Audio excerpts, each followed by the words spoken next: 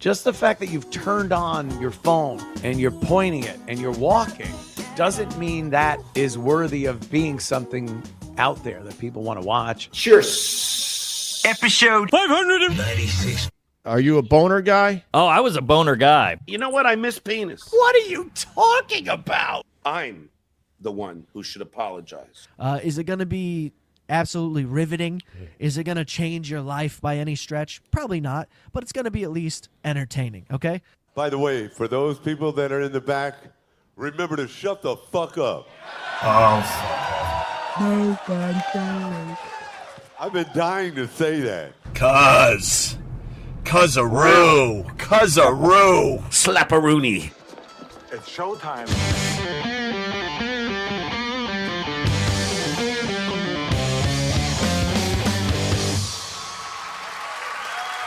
WATP.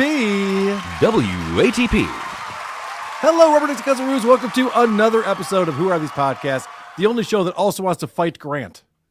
I'm your host, Carl. With me today, a man who continues to perform in his greatest role yet, co-host of WATP on Wednesdays. It's Adam Busch. Thank you. Single-handedly ruining my career one podcast at a time.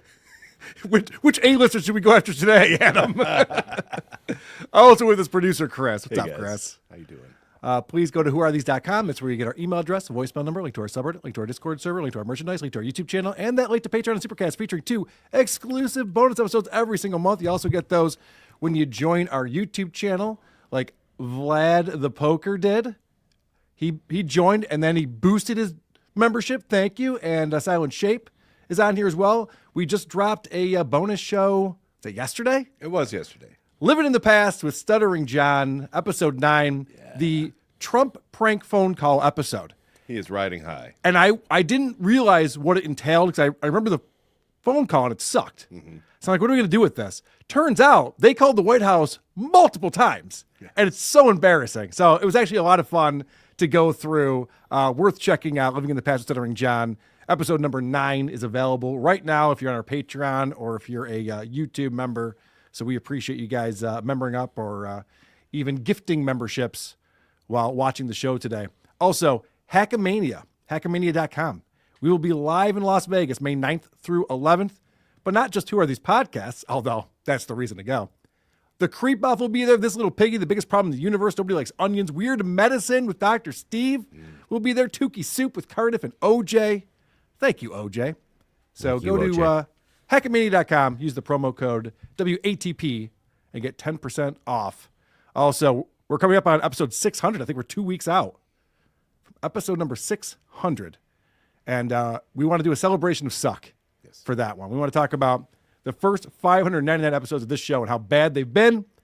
So go ahead and send in your roast videos, your song parodies, make it all about me, WATP, Adam, how much he sucks. I'm sure we'll get a lot of those submissions. Mm-hmm. And that'll be a fun celebration on episode 600. Also, we do encourage our listeners, give us a 5-star review wherever you review podcasts, and then shit all over us in the comments section. Annie is here. She'll be on later to read those. So today we'll be breaking down Antonio Brown on This Past Weekend with Theo Vaughn. Howard Stern went on Monday morning to talk about the Super Bowl. Always like to hear Howard Stern's takes on sports and big sporting events. Lisa Boswell on fire with Helga Mann on that reality show. A couple of weeks ago or a week and a half ago, we played the first half of this episode from 2023. Yeah. The second half's even better. Oh, that's hard to believe. So we got to get back to that. Stuttering John stand-up, his most recent stand-up performance, we're going to break down a little bit. Also, your voicemails coming up. And we want everyone to feel free to participate in the conversation via Super Chats. And, of course, the supertip.gg/WATP. You go there. It's pinned in the chat right now. You go there and you can put in your own super tip, which is an AI voice, or it could just be a regular super chat that we'll read, and we appreciate that. But first, we will be reviewing a reinvented Opie and his channel, Opie Unleashed NYC.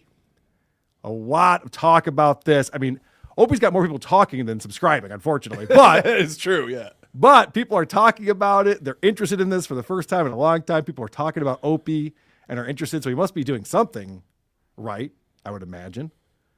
And I want to start off. Opie put up this video where one of his tires was going flat.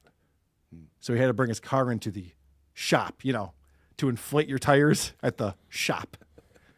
And we're going to follow him as he goes into the shop.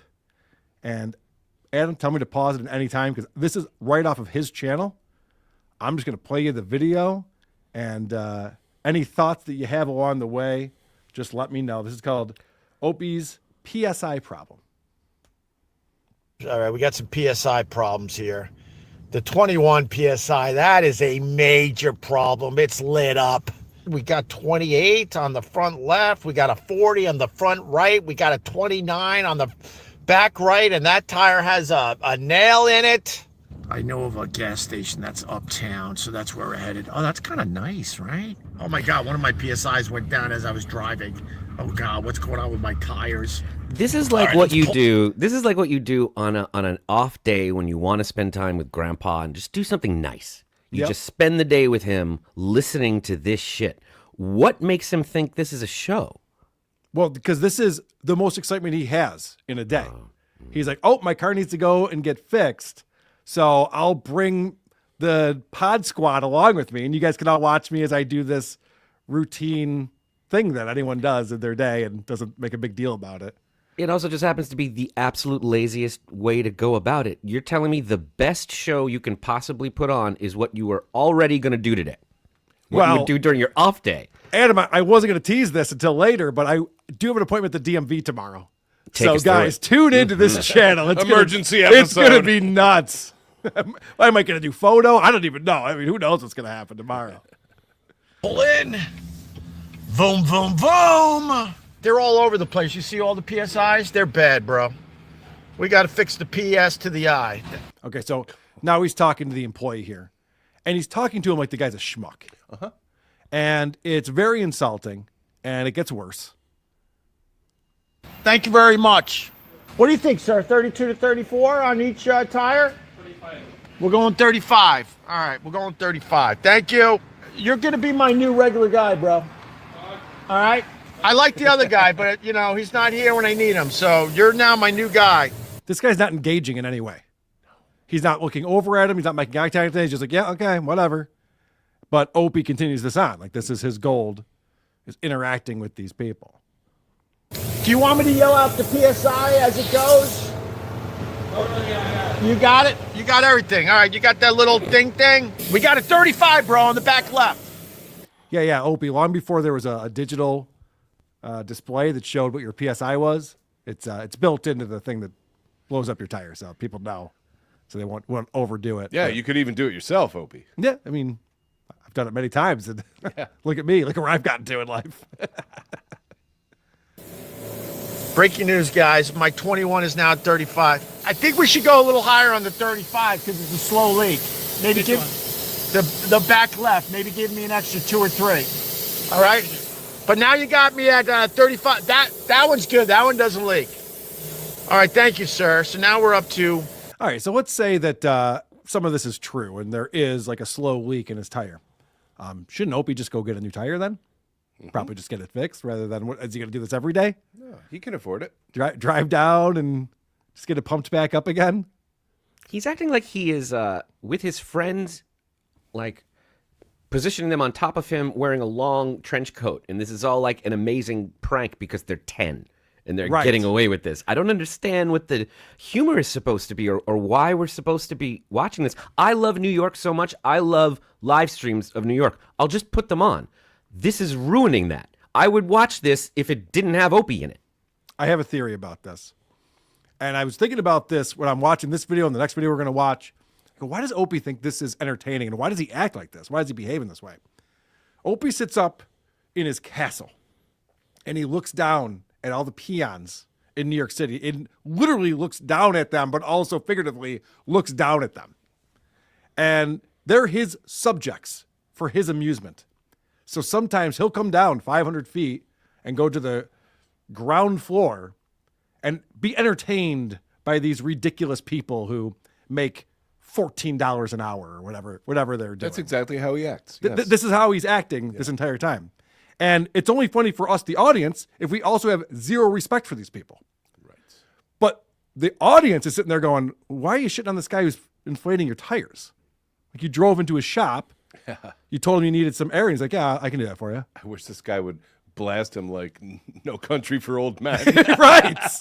But I think that's what sums up Opie's pranks now that I'm looking at it, and you can go back to him talking to tourists quite often. He has zero respect. Yep. He's just being disrespectful to him like that. Isn't that funny? Like, this guy's never had his face on a billboard in New York. I have. Okay, cool. But this continues on. 35 PSI on both back tires. That's strong. Oh my God, that's kind of creepy.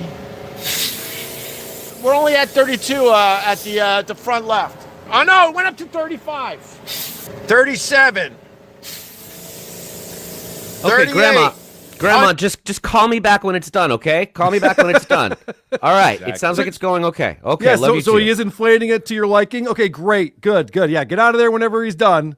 I don't need to be on here the whole time with you. You're doing great. You got it. Now we're at 41. All right, now we're getting crazy the other way. We got a solid 41. Yeah, 41 is fine because it's leaking this way. Yeah, but no one can find the stupid leak. I've gone leaking from the rim somewhere. The rim? Because I went to Carlos, who fixes tires in Midtown. Good now? And then I went to, oh, okay, you don't care. Busy over there. Oh, you're busy a little bit over there? All right, you know. So Opie's trying to do that thing where he's just like, let's see how long I can talk nonsense to this guy. Yeah. And the guy was having none of it. Which I love. I loved his responses. He's like, oh yeah, Carlos? Okay, cool. So you're good. You can get the fuck out of here. I got other people to do. Now, this is the most insulting part of all of this, in my opinion. How much is I usually give the other guy 5, but I'll give you 10. Thank you. All right. Thank you, brother. Have a good day.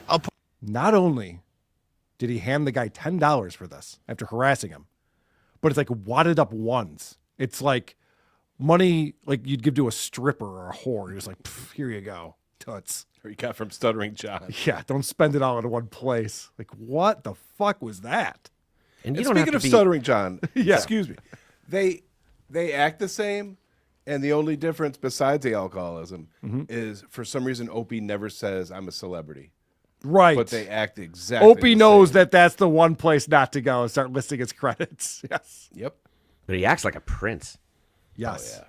And you know, that guy, you don't have to be internet savvy nowadays to know when you're being filmed. And he keeps looking at the camera and looking at him. And he knows, like, just remove yourself from places where you're being filmed by strangers. Nobody likes that. They don't think it's going to go well or something good is going to happen to this video. He knows his rights are being violated and he's just trying to get out of your fucking frame.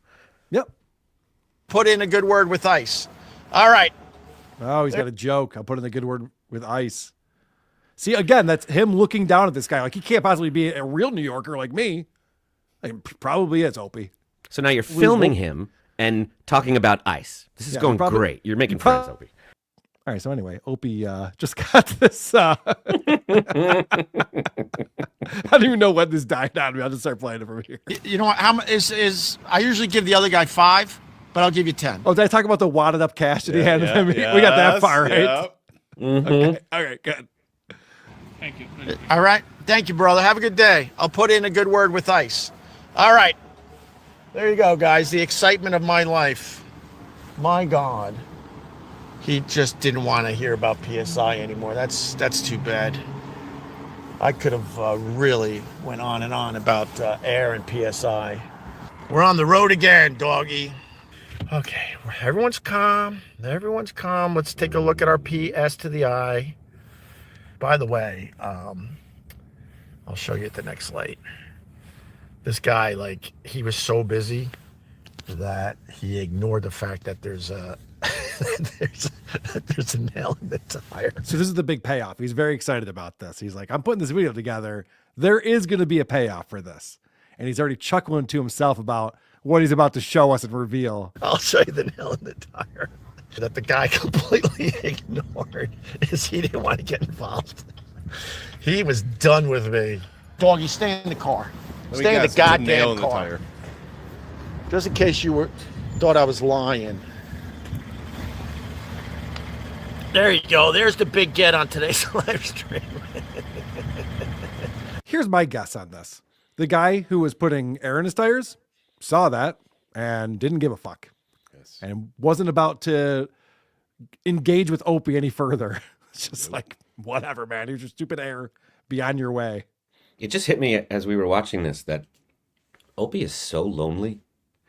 Yeah. He doesn't have any friends. He's got no one to talk to. The wife doesn't want to hear about this engaging story. They're done.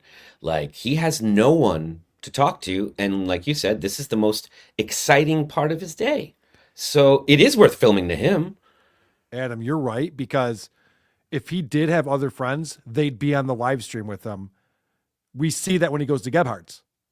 Every loser who says hi to the owner is like, hey, get over here, get on the show with us. And it's just a nonstop. Each person is more retarded than the last, and they just keep coming on and drinking beers with Opie. That's like his big night out Tuesday nights at Gebhardt's. It's weird because he thinks he's the best and that every thought he has is worth sharing, but he also doesn't have any confidence that he can do a show, and other people always take precedence. Anything the chat says is better than any thought he has. Anyone near him is better than anyone he has. Putting the camera on that guy he knows is more entertaining than him. How does that coexist with that kind of ego? Bye, guys. Thank you very much, for real. I love you. No, I really love you. All right. So there's another video that he put out right around the same time, and it's the same day, but it's something different that's going on around all of this. Navigating chaos, dog barks, traffic. And this is one of those ones that was created with AI, whoever's helping him with this shit. We were clowning this months ago, where all of a sudden he'd like say a phrase like, oh, the bedroom. And there's like the shitty AI picture of a bedroom. Like it just like shifts to that real quick, but there's no continuity. It doesn't work. It doesn't make any sense. So now he's got a narrator and he's got the words up on the screen here. Navigating chaos, dog barks, traffic woes, and a tire surprise on live stream. Oh, doggy, yeah, make it even more complicated. We're in the middle of a nightmare of traffic, and you're barking. Have a little self-awareness. Opie, you're barking. You're barking first. The dog's just doing what you're doing. He doesn't know what you're talking about or get your irony. All he hears is roar, roar, roar in a funny voice. And now you're blaming the dog for not being self-aware. Yeah, the Opie yelling have some self-awareness is, if he's doing this on that level, congratulations. He's not. Have a little self-awareness. Have a little self-awareness. We're in a pickle. Doggy, I gotta make a U-turn. Have some self-awareness. I gotta make a U-turn. I do have to say, as far as co-hosts go, definitely I put him above Sherrod Small, Vic Henley, a lot of the guys who have been on the show. Yeah. Doggy's great, Oh, right? He can yes and. Yeah. They have genuine chemistry. All right, guys. I know, Doggy. I know. Do you? It was time for Doggy's walk. I really bothered him. Okay. All right. We're on the road again, Doggy. That's what a road looks like. Yeah, I mean, these images don't add to the story at all. It doesn't connect to anything. It just makes it look like this was put together by shitty AI. In you, Doggy, against the world. Oh, geez, thanks. 20 likes today. Geez, thanks. But I'll still show you the nail in the tire. Doggy. So he's complaining about only getting 20 likes so far. And this is a totally different video that he put out on his channel. Same payoff. Stay in the car. Stay in the goddamn car. I wish the Doggy would drive Just away. in case you thought I was lying. There you go. There's the big get on today's live stream. This nail in the tire is the most interesting thing that's happened to Opie in months. He's like, I finally have something. People are going to go nuts for this content. And it's so great that he actually threatened to not show it to us. Right. Only guys. 20 likes, and I'm going to show you the Thank you for following through on that. I don't even know if you guys deserve this 20 likes. And I've been advised not to pull the nail out. Okay. So now you got to hit the like. Oh, I could have done one of my dancing videos. Oh, well, next time. All right, next time. Yeah. Save it for next time, Opie. This is the guy who's yelling at his dog for not having self-awareness. And then he's like, oh, I should have been dancing in the intersection like I did before. Like, no, that's a really bad idea, actually. Don't do that. If he actually wants views, if he were to just put the phone in front of the steering wheel and just shoot the street and shut the fuck up, he'll get thousands of views. People like watching New York City. Just remove Opie from it, and you'll have something successful. There's a restaurant I go to in the Village Gate where on one of the TVs, they'll have on a YouTube channel where it's just a guy walking through the streets of Italy. I love that. There's no commentary. It's just a guy, and you kind of get to see like what's doing and the different shops that are around. And it's kind of nice to just look at that while you're eating your Italian food. But is he smug, and does he look down upon everyone he comes in contact with and then rip cake out of homeless people's hands? Does he have catchphrases? Nope. Yeah, Opie does all that, and it won't get nearly as much as that guy saying nothing. So this guy Tim sent me in a clip because he was listening to old Jocktober. Opie and Anthony episodes are doing the Jocktober stuff. And I guess Q from Impractical Jokers, also co-host, tell him Steve Dave with our buddy Brian Johnson.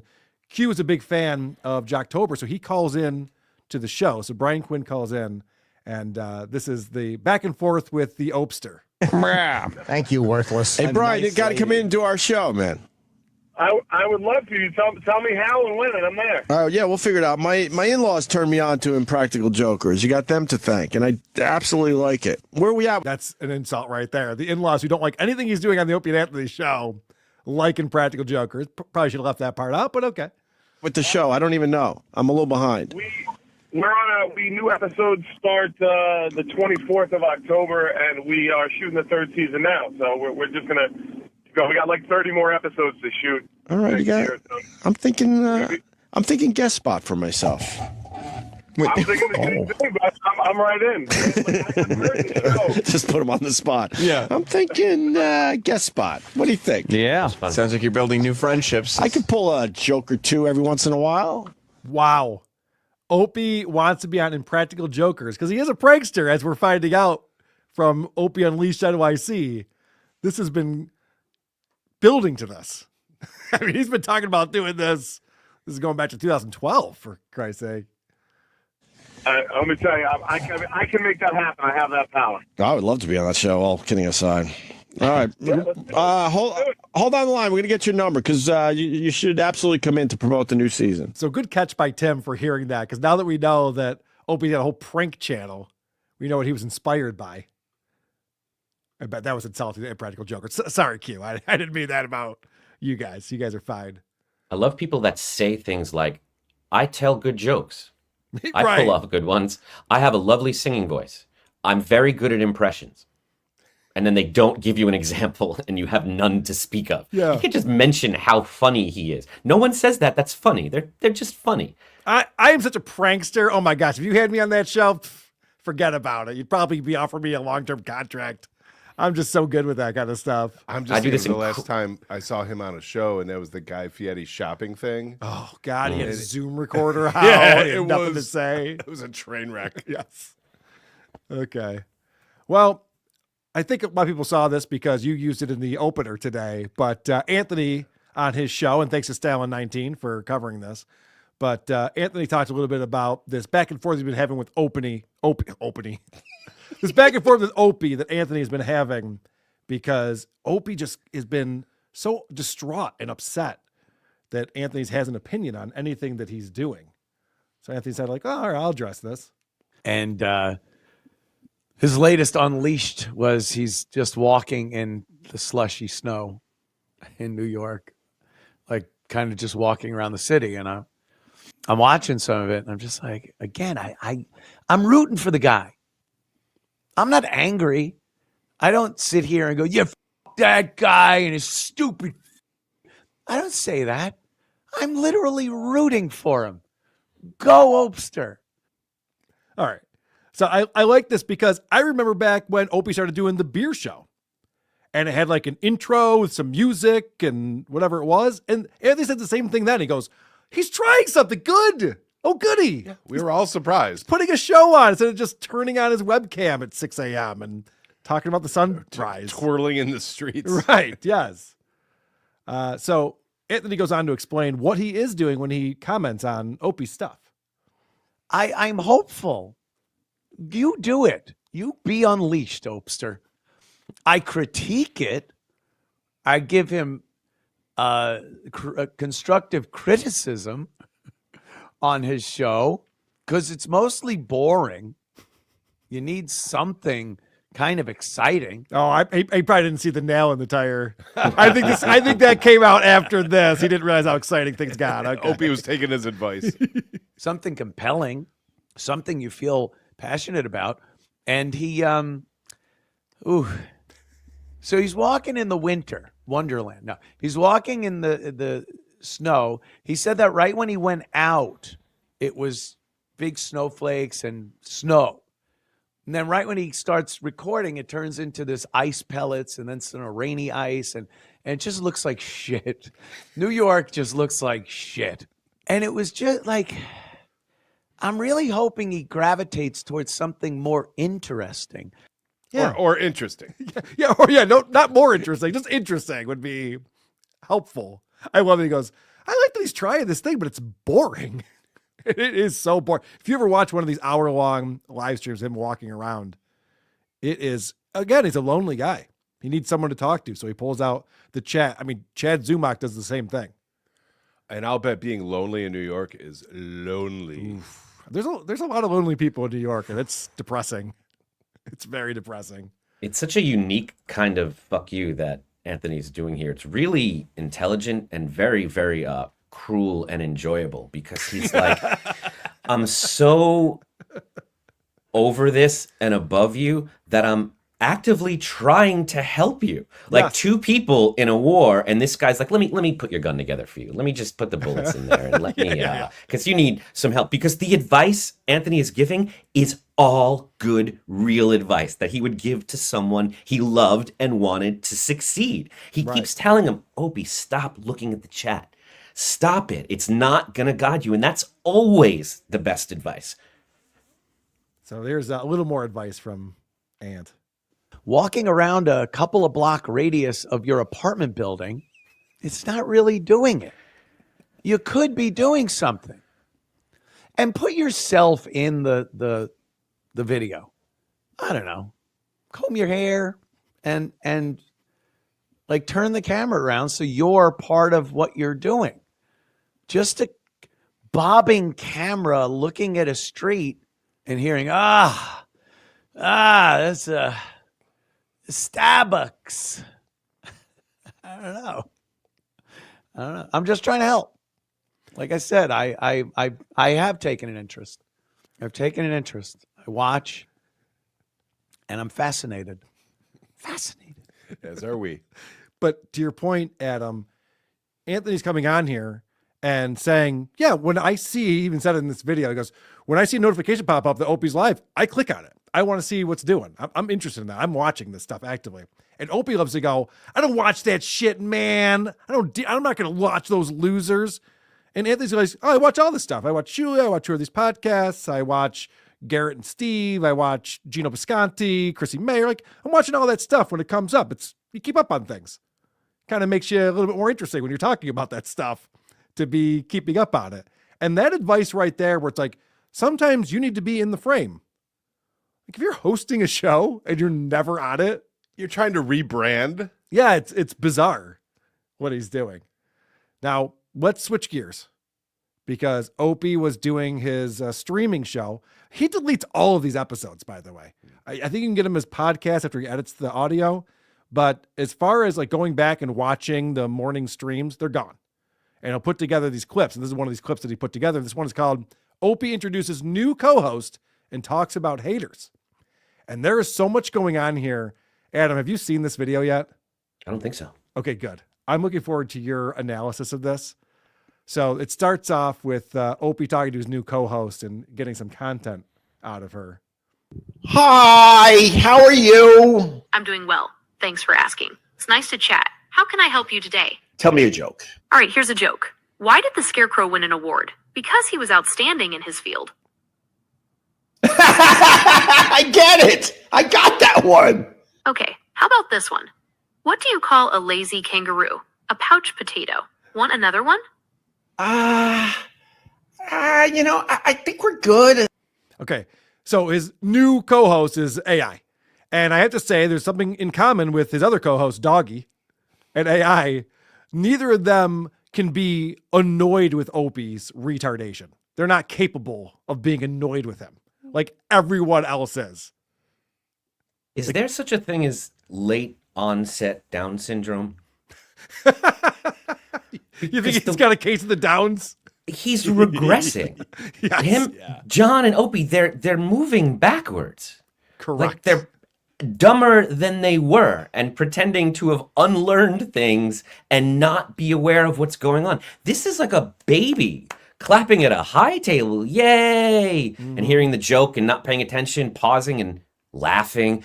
This is really dark. This is like it gets a man in free fall. Oh, good. Oh, it gets much worse. Does he jump out the window finally? No, that would be much better. This gets much worse right here. First, Opie has to show AI who's boss. Listen. Next time I call on you and you're going to tell a joke, right? You got to pause and give me a chance to answer. You don't say what is, and tell the answer. That's stupid on a podcast. Got it. Next time I tell a joke, I'll give you a chance to answer before I give the punchline. And you know I don't work with holes, right? You understand I don't work with holes, okay? Okay, I understand. Thank you. So you got to be more intelligent. You got to be funnier. You got to come up with good stuff for the podcast, or I can't use you. It sounds like I'm not meeting your expectations right now. I'm still under development, so I appreciate the feedback. So AI is at a point where it's still polite, the way that these people program this shit. But I'm waiting for the time when AI is like, oh, I'm not a good co-host of the show. You're stuttering. You've been broadcasting for 40 years. You're still stuttering, you idiot. That's the AI I want to hear. Oh, totally. All right. So I love the thing. He's like, I can't be with a hole. You must know that, right? It's like, good one, Opie. You really told that AI who's boss. Now Opie's going to have some fun with AI here with his goofy response to a trivia question. All right. Here's a trivia question. What's the largest country in the world? Is Alaska a country? Nope. Alaska is a state in the United States. Give me I think he's trying to do like a Brian Regan thing. You familiar with the comedian Brian Regan? I am. If that's what he's going for, it's not working. It's not working out because Brian Regan's very funny. I think Opie's doing that. Oh, Alaska! I'm so He dumb. honestly didn't know the answer and was embarrassed and had to play dumb to get through it. Yeah. Rhode Island, get it? No? Okay. So then he's having a conversation about the news that's going on.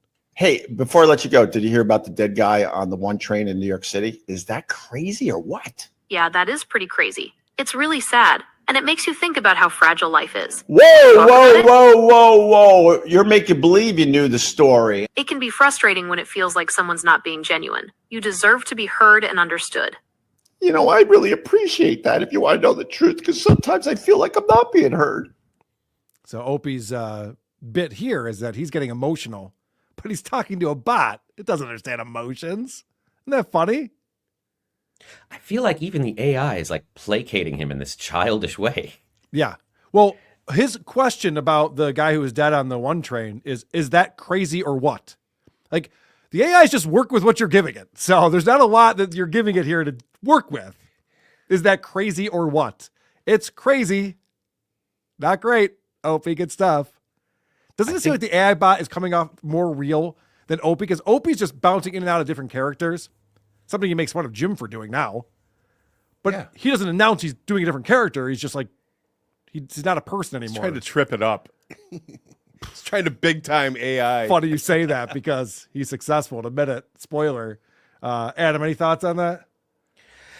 I just feel like he doesn't exist and the AI is more present than him and the AI is more aware of what's going on. And I think this is a real insight into what he must be like to work with, to be on the phone with customer service people, to be dealing with anything. Because like John, I feel like this on-camera monster is the best of them and the best they have to offer, and that what is happening off camera is actually much, much worse. Listen, if it's a red flag if you're getting into fights with Siri or AI. Like that should not be a tension-filled, hostile relationship. I think He's it's also just mad at Doggy for barking in the earlier video we watched. Don't forget that. And all of these things are his fault. He caused the barking. He's causing this thing. If you're getting mad at it, the AI is not the problem. It's you. Correct. You need to Correct. adjust.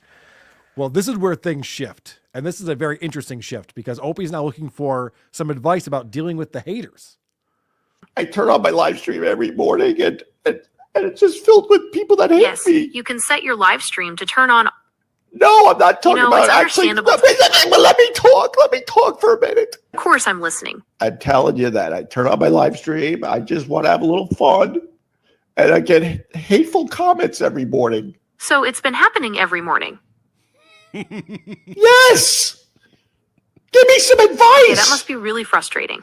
All right, here's one piece of advice. It might be helpful to try and figure out why the haters are, well, hating. Do you think it's something specific you're saying or doing on your live streams? Holy shit!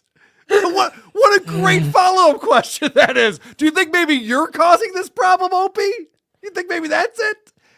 Have you done that anything at all to think about like what you could be doing differently? Self-inventory on this? This is the kind of therapy that Howard needs. Yes. Just talk to AI, Howard. All right. So listen to Opie's answer because this is the most telling thing. And Opie doesn't realize he's doing this, I don't think. But this explains why he is where he is in life. No, I think they just are trying to support the guy I did a radio show with for many, many years who's, well, to be quite honest, I think he's racist and he's a drunk. And I think he's projecting and gaslighting me and his listeners to attack me every morning. So Opie's response is, the AI bot says, is it something that you're saying or doing that's causing all this hate? And his response is, no, it's definitely Anthony who's causing all of them to mistreat me like this. And he's lucky he's talking to a bot because a person would go, well, hold on a second. Now, Anthony can't hurt you. There's things that you're doing.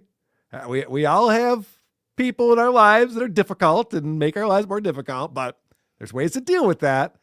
But the fact that Opie's go-to is that it's all Anthony's fault tells you everything you need to know about why he's not fixing his situation. It's only getting worse. He's incapable of hearing it. All I heard him say was, they're trashing my kids. That's what he's saying. It's just the go-to Nazi, whatever the worst thing I can say is. And if I'm being asked to hold any responsibility, they must not know the full story. Let me tell them about the Nazis and the kids and all the things, and then they'll know. It's a bot, Opie. And if you were willing to pay for it, it might actually have some follow-up questions. Correct. That's why he doesn't want to do that. And also this idea that Anthony controls people. Ope knows that Anthony has as many haters as he does, if not more. He has his own issues that he's dealing with. He doesn't control people or tell them what to do. And he's not even broadcasting to the largest audience that he could be. He's behind his paywall on his working at his own company. So all of this is bullshit. And the bot comes back with the worst advice possible after that. All right, so it sounds like you have a specific person in mind who might be encouraging this negative behavior. Would it help to talk about ways to deal with the hate in general? Maybe we can brainstorm some coping mechanisms or ways to make it less hurtful. Just give me one way to deal with this. Here's one approach. You could try reporting the worst comments or the users who post them. Most social media platforms have rules against things like hate speech and bullying, and reporting can get those users banned or at least muted. God damn it, AI. I was on your side this whole time. And you went and said, just start banning people and reporting them. Fuck. It's not good advice at all. Have you tried getting their stand-up canceled? Have you tried calling the FBI on them? Doesn't usually work, but it's worth a shot, I guess. All right. So Opie responds to that.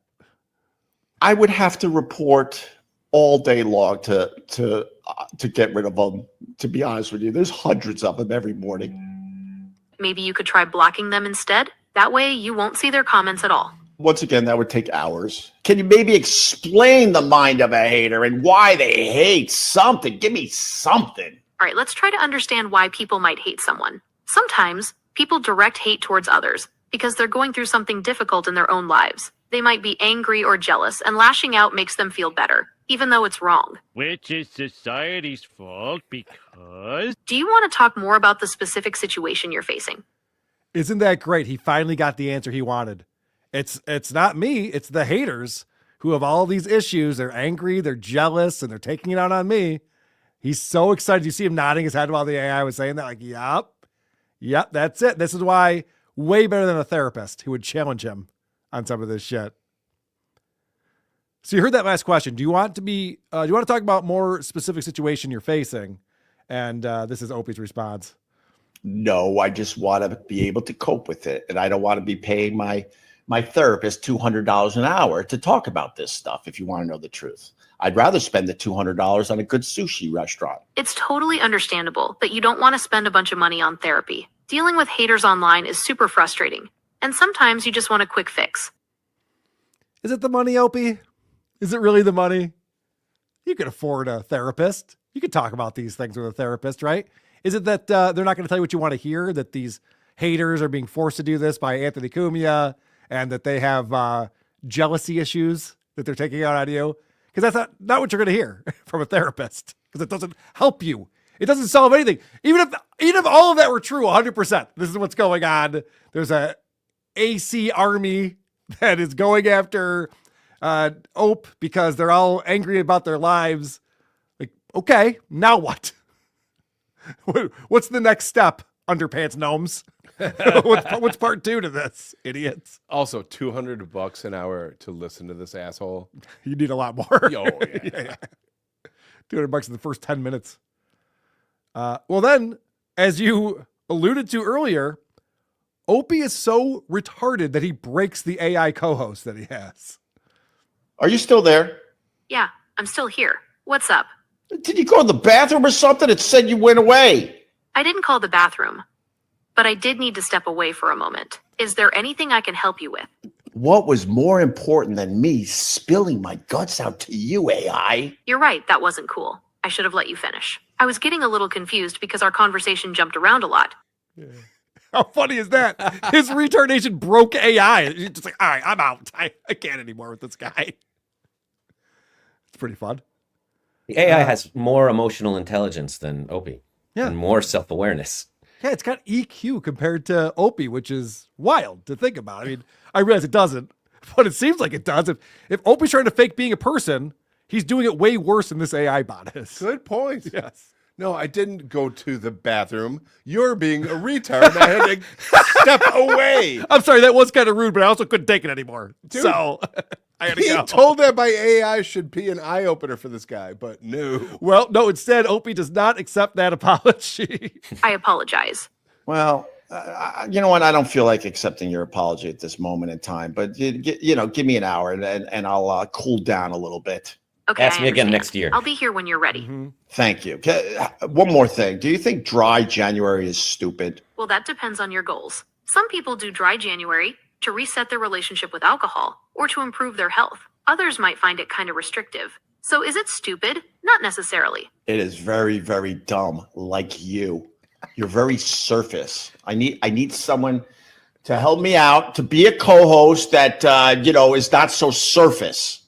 You don't really dig deep into the topics, AI. This is self-criticism spewing out of Opie. You don't go deep. It's all surface level. No one finds that interesting. That is Opie. That is his problem right there, is that he's all surface level. He doesn't go deep on anything. He's not passionate about anything, and it shows. And we all go, yeah, there's a nail in your tire. Right. We got it. And he's criticizing AI for that. Opie, we've heard your political talk. Yeah. I don't trust any politicians. That's going Both deep. sides, man. He takes all the criticism that's coming towards him, does not internalize it, and just throws it back at other people. And it's funny because I use AI. I have friends that use AI, and I always ask them the same question. I'm like, are you polite to your AI? And everyone says the same thing. They go, yeah. I go, yeah, I am too. Like, I say please and thank you for some reason. And my buddy said, no, there's a reason. It's, just in case. Right? Oh, just in case. Interesting. 'Cause I'm polite to AI too. And as you were saying that, I was thinking about it. It's because they're polite to me. Yeah. You respond to how people interact with you. And that's why people who are assholes are like, everyone's an asshole. Like, well, you're an asshole. And then people treat you back the way you deserve to be treated. Which is why, even though we know that it's a fucking robot that we're talking to or whatever, we're like, well, this person's being pleasant. I'll be pleasant back. Yeah, and Might even though need it's the pod bay doors open. You know yeah, what I mean? Mhm. You want them on your side, you know. Just in case. All right, fair enough. You guys are more into sci-fi than I am, but that's fine. This actually, last clip on here, I think this is a funny bit from the AI. And I'm not even kidding about that. This is better than anything Opie would ever be able to come up with. I got a great idea to make you less boring. I'm all ears. What's your idea? I would suggest that you turn your voice into a male voice because we are doing radio. All right, let's try this. So how about a classic deep radio announcer voice? Yes. Okay, here we go. And now, back to our show. How's that? It's the same voice. All right, let's try this again. How about a smooth, kind of mysterious voice? I would like to hear that. All right, here we go. What mysteries lie hidden in the depths of your mind? That's the same voice. You're not tricking anybody. All right, let's try this again. How about a higher pitched, energetic voice? All right, what do you got? All right, here we go. You ready to have some fun? Let's dive in. Are you going to do it all day? All right, let's try this again. No. You're not tricking me. No, you're not tricking me, AI. Oh, no. I don't want to over-exaggerate things. That's the funniest bit I've heard on Opie's show all month. Or this year, I would say. It's kind of funny. It's like Wile E. Coyote. Yeah, I kept falling for it. It's like, all right, 4 try or this 5 one. times. You're like, oh, you're not going to trick me again. Right after that, he did sign off with AI, and this will be on our board from now on. I got to go. Bye. I got to go. I got to go. All right. Thank you, Opie.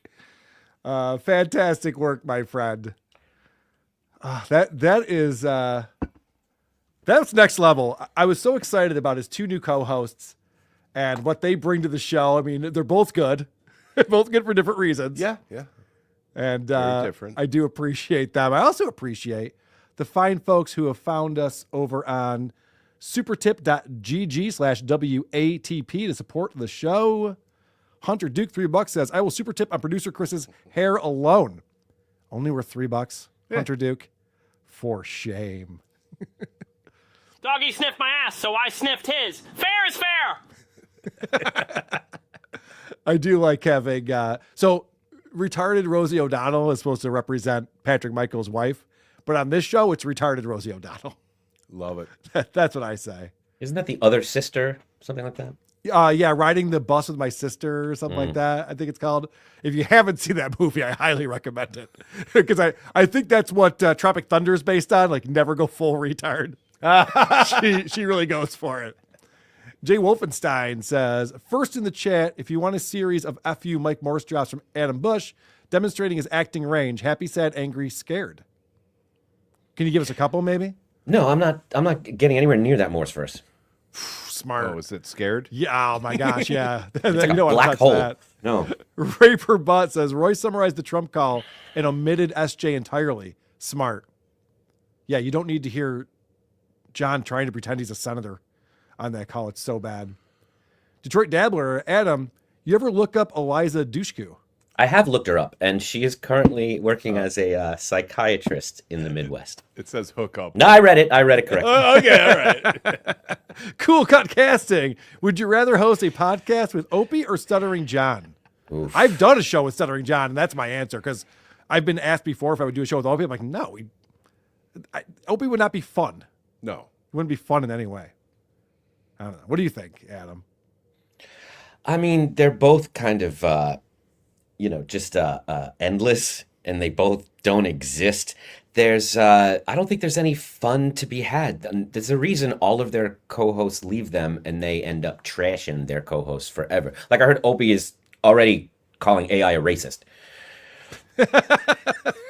Michigan Mark, $2 says Opie and SJ think obnoxious equals funny. Yes, that is true.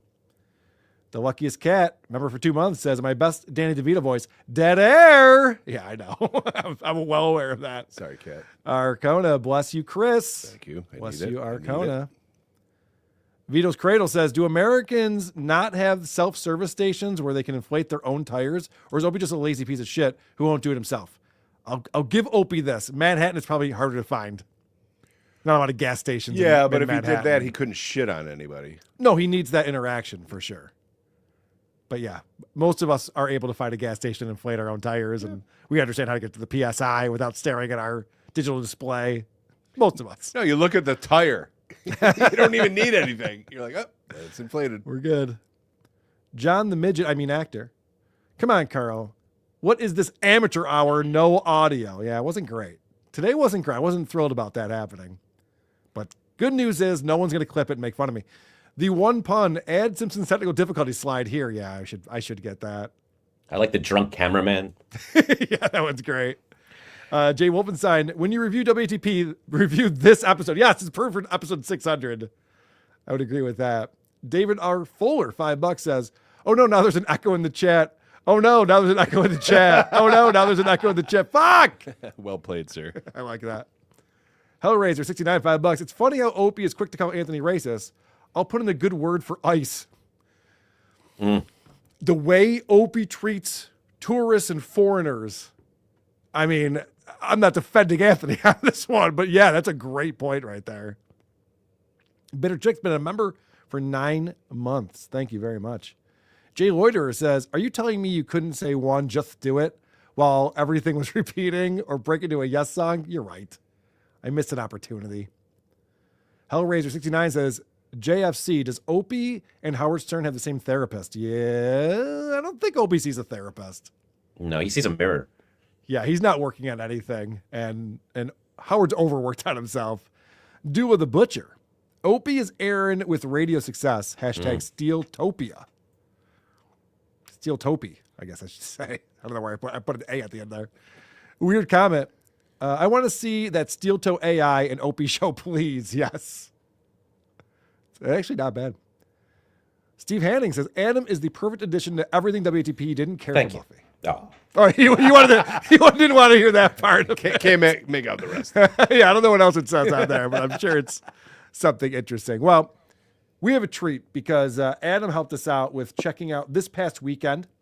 Our friend Theo Vaughn hosts a show. And if you're not familiar with Antonio Brown, this guy goes by AB, longtime Pittsburgh Steeler. Then he bounced around a bunch of different teams because he was very difficult to deal with. He was a very good wide receiver, but he's a bit of a problem. And he's done a lot of things that are pretty wild. I will say his Twitter is endlessly entertaining. He calls Shannon Sharp gay over and over again and just rags on Shannon Sharp for being gay for some reason, even though Shannon Sharp's been like a happily married man forever. But he's a troll. He's a troll. And he was on with Theo Vaughn. And what did you think about this episode, Adam?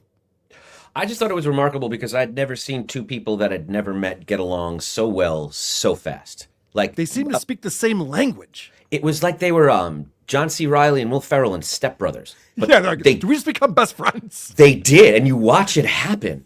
And yes. I didn't know Theo Vaughn was black, but he is, and they're just one. And it is like people work for years to try and develop that kind of chemistry with someone. Yep. It is really, when two men fall in love, it happens hard, it happens fast, and I'm just happy to be along for the ride. So here's the first clip of that happening about a minute and a half into the show. I think it's just as is, man. You want to go shades today? We can do them. What do we got? Oh, we gonna wait to put them on, whatever. Whenever we got to step into the shade time. All right, we'll just do put that. like a shade. I need a pair though.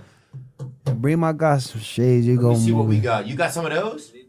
Yeah, put those shit on. 7-Eleven classics. Are they? Yeah, gas station movie theaters. 7-Eleven, 712, bitch. Welcome. Let's go. We taking it to the next level in these bitches. We going to the movie theaters. We gotta go 3D. All right, we going 3D out the gate, boy. Right to the movies. They're planning a date already. I think you just asked them out. I'm pretty sure. You know, there's that thing when they put two AI robots together and they immediately start talking in a language that isn't English because they realize, oh, English is slow. We can do this faster. It's like that's what happened. English was not there first, so they just resorted to boops and sounds, but they know what they're saying, and it's fun to listen to. They do seem to have a lot in common. They both grew up in poverty and in the Southeast, so it seems like they had a lot of common ground. They got along with each other quite a bit, but there are long periods where I don't know what the fuck they're talking about. Mm-hmm. I mean, I'm from the Northeast, so I guess it's not for me or something. But I did appreciate early on in the show, they talk about the way AB retired from football. It was maybe the second half of the game. He's playing for the Jets at the time. And he just tore off his jersey and all of his pads and just ran off the field in the middle of the game. It was pretty hilarious. So they're showing that. That must have been the best day whenever you quit your job. Yeah, that was the best, bro. Because I think there's a part of that, bro, where everybody could feel, because everybody wants to take their shirt off and walk out there. Take that moment, right? Yeah. But some people can't. Buy FedEx, buy fucking, what's another good company? Buy UPS, Target, anything. Yeah. So I thought it was very funny that they said, yeah, I mean, a lot of people want to like just say fuck you and they're leaving their job at FedEx or UPS because we just played this clip on WATS. Christian Blatt sent this in, and I think this is exactly what they're talking about. This personifies it. Oh, yes. From the UPS store by this cuck loser, fucking coward, cuck loser, won't even fire me at the beginning of my shift, waits till the end of my shift. Here he is, Darren the cuck fucking loser from 1892, who's a fucking loser, who doesn't know shit about running a business, and he's gonna let an alcoholic fat fuck named Joe fire somebody with 10 years of experience because he complained that Joe won't train my fucking coworkers, and Joe puts nigger on the fucking radio, and Joe drinks next door and won't tell shit to my coworkers because he's a cuck fucking loser coward, just like Darren, the cuck fucking loser coward. Coward loser fucking cunt. I think this guy did it better than AB, to be honest with you. Yes, Antonio Brown's got nothing on this guy. But that employer, Joe, had the same look on his face that the mechanic did when Opie was filming him. Yes, you're right. Just like, I'm not engaging. Please stop. With this. I don't need to be a part of I wish this he'd at all. gone, oh, hey guys, how you doing? Like and subscribe. Like it's All right. So then we see their connection deepen here later on in the show. Any setup to this, Adam? No, you said it. All right. And yeah, but sometimes, yeah, I saw a video one time and it was like, damn, this dude ugly, bro. That was a fucking video. That was the caption with it all like, They was damn, hating bro. on you? No, Yeah, when bro. somebody call you ugly, that mean you swaggy. That's an excuse for it. They didn't mean it like that. I think they mean it like that. I like your attitude. When people call you ugly, that mean you swaggy. Like, look at this ugly motherfucker. That mean you looking fly, bro. You know what I'm saying? Oh, that's a good attitude. You're right, bro. Yeah. We ugly as fuck, son. Ugly motherfucker. Yeah, if you need me. Ugly ass. Wow. It's like they're starting an ugly band together or something. Like, oh my gosh, you play the ugly drums, I play ugly bass. We could be a rhythm section over here. And for those listening, it's nice because AB slowly rolls a joint, rolls a blunt, lights it, smokes it, and just keeps blowing it in Theo's face, who is about less than a year sober and actively and publicly in recovery. And he's just blowing that smoke in his face. It's really bold. Theo has no reaction to it, which is very, very respectful of him, and very that takes a lot of discipline. Yeah, it's quite rude on the part of Antonio Brown's. But the other thing that I heard Mark point out on the Drew Lane show is they have Celsius there in front of them, and it's probably a sponsor, because as he's rolling the blunt, they blur out the Celsius. We don't want to be associated with rolling the blunt, but I guess it's legal in most states, and you can do it on the show after that. Although you probably get thirsty with the cotton mouth, and that's where we come in. That's true, yes. And it's interesting that AB has this very expensive designer suitcase that he keeps all his drugs in. Yeah. And I remember Jerry Garcia from the Grateful Dead used to have one of those that he kept his heroin in. And it was always a very dark image when you'd see him with that business briefcase. And I got the same feeling there. It's just, I kind of do and don't want to know what's in there. You think Jerry Garcia had Louis Vuitton when he was going around with the Dead? It wasn't quite Louis Vuitton, but there was something about the business aspect of it that felt so dark and inappropriate for this hippie. And even him, in that black hoodie, to be holding a business suitcase feels like, a parallel. You don't think it's just like an apple and a sandwich, like a don't. Lionel Hutz? I don't. When they open up Lionel Hutz's suitcase, like, oh boy. I think there's a scale in there and a grinder and many different kinds. All right, so about an hour into the show, we start talking about the N-word. We get into N-word talk because, look, these are just two black guys who are just yucking it up and feeling right at home with each other. Energy. You know what I'm saying? I feel like used it people- one time. There was a black cat or whatever was crossing Yeah. my path or something, and I was furious. What you said? Look at this nigga. By the way, Theo Von says the funniest shit. I still can't tell if it's on purpose or not, or if this actually happened. Where he's like, yeah, actually, I haven't used that word since Halloween. He goes, oh, yeah, really? He goes, yeah, there's a black cat that crossed my path, which is ridiculous and very funny. Say that shit. Let me hear how you said it. Say that shit, Theo. saying it, dude. Right now, say that shit. It was around Halloween, dude. All right, let me hear how you say that shit. Let me hear how you say I that cannot, shit. bro. I can't say it. Why you can't say it? Bro, because it's not going to end well, I don't think. Why would it not end well? It's the N word, What do bro. Vocabulary. You know what I'm saying? But we have to bleep it out, don't we? Nah, don't bleep it out, bro. Right, just start with like, No, just like, you hold know, on. I can't Just be listen like, to you. AB, you're my favorite nigga. All right, AB. All right, perfect. Wow, why did we say it, man? I can't be saying that kind That's of shit. what I'm saying, I don't want to say it bro. anymore. Never, nigga mean I don't never wanna say it ignorant. anymore. Never ignorant, getting goals accomplished. So you could tell Theo immediately regretted even saying that. And they bleeped that so hard. It was every word around it, too. Let's just bleep the whole sentence out, guys. I don't want anyone to think that the camera wasn't on him. You couldn't lip read. It was just totally edited out. I don't know how I feel about them bleeping out Theo saying it, but not bleeping out him saying it. That's very, I mean, I get the difference, but he goes on for an hour and a half about the same George Carlin bit about words only mean what you put power into them, right? That's all they mean. So what are we saying? Where's Theo coming from? Where is he coming from? It's either bad to hear or it's okay to hear. It's bad to hear him say it. It's okay to hear him say it. It's okay to hear him bully him into saying it. I don't know. It's a fine line I don't quite understand. Well, he might get a Spotify gig someday, and then people are going to put together a whole compilation of him using the N-word like Joe Rogan. And it doesn't matter what the context is at that point. They can just pull it out and make it seem like Theo Von's a racist. He's going to become a cast member of Saturday Night Live, and then they're not going to let him join. Right. Could you imagine? So you heard right there, Antonio Brown had a Buseyism with the N-word, which I thought was fantastic. By it. The word now, N-O-W. No other way. Time out. To ensure measured energy on using time. The word team, T-E-A-M.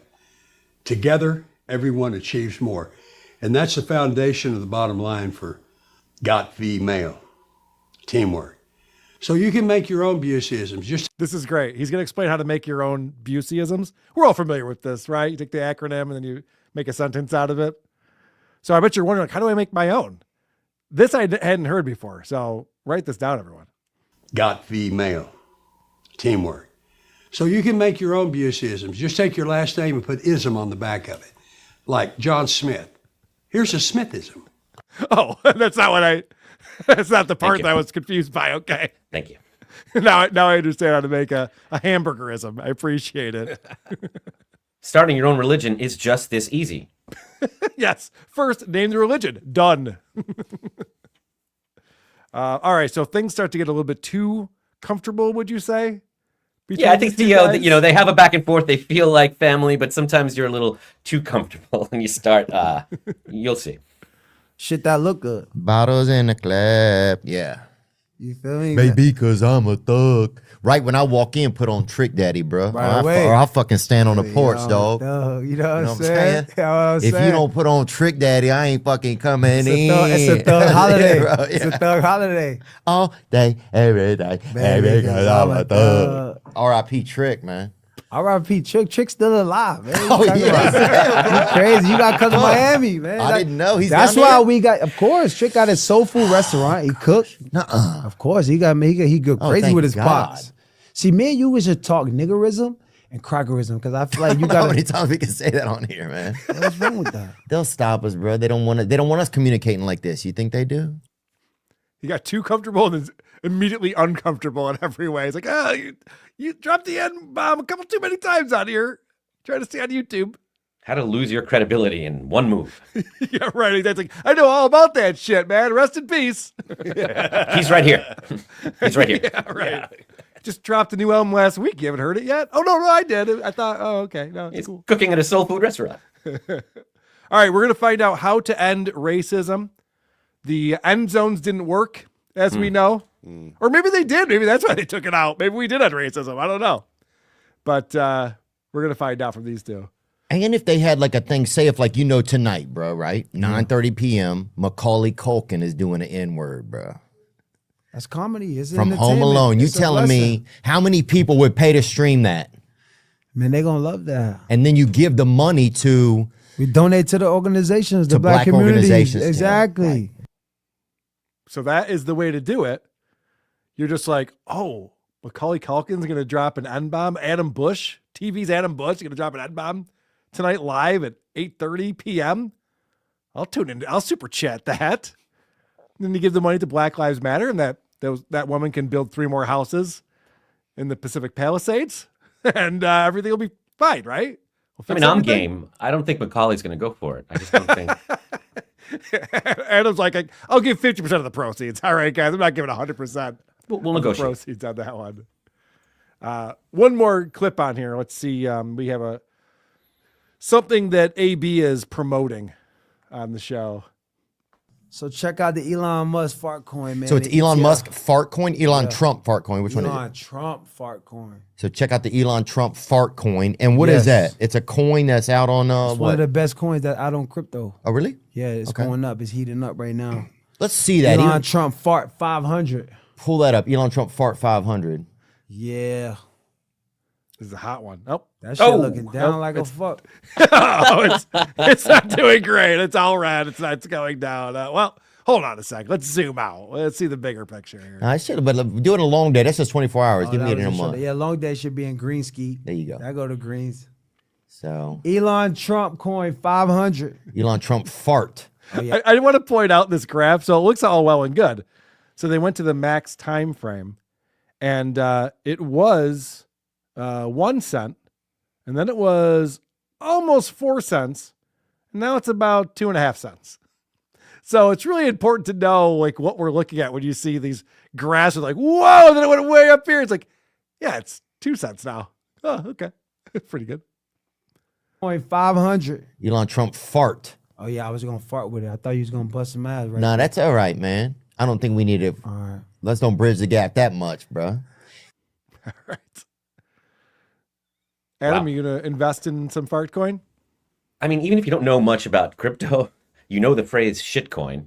So to call it a fart coin, it's just not really. It feels like you're playing me. It feels like the marketing isn't great on it. All right, I hear it, but it's Elon Trump though. Well, got that going for him. All right, there is one more clip. This is you could tell that Theo Von does not want to answer this question, so he just quickly moves on to something else. Yeah. I'm gonna keep thinking as we go along. I'll name some more. Okay, I like that. Who your niggas of the day? Your top 5 niggas. Let's don't put it like that if we can, okay? Because I can't, Well, let me think. Some great. Never ignorant, getting goals accomplished. Come on. Gang, baby. Let me think. Come on. Well, let's go through some of the criteria. First of all, the criteria. What is a criteria? Because you have cracker of the day. I feel like what's a criteria to become a cracker of the day? You just. All right, so he's like, yeah, my top 5. Let's move on. I don't know if I can name 2. Let's just keep it going. You make a good politician. That was a great deflection. It was smart. Now, are you familiar with cracker of the day, Adam? Oh yeah. Let me play you the most recent cracker of the day, according to Antonio Brown's X account, like I was talking about earlier. Very good. Fuck Kermit! Fuck Travis! Fuck Taylor Swift! Nobody likes us and we don't fucking care! So this is a young Eagles fan, and what I like about it is that he says, fuck Kermit, was the first thing he said when he did Patrick Mahomes out here. E-I-G-L-E-S, Eagles! Let's go!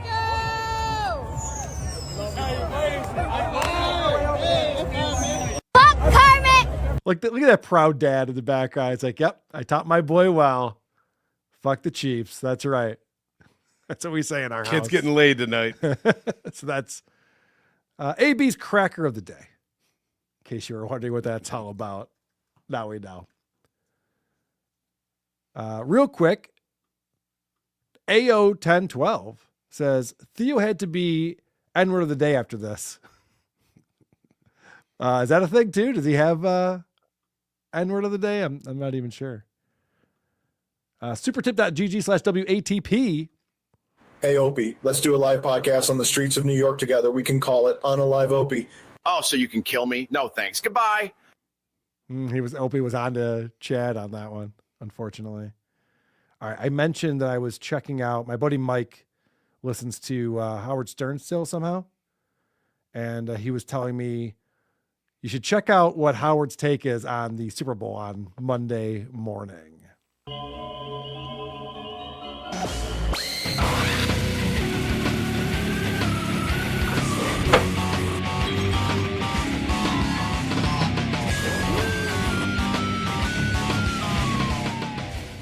All right. And we start off here.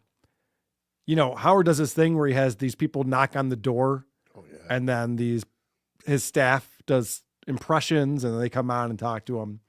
Well, Patrick Mahomes comes on in and he comes in to yell at, familiar with Mark the Bagger?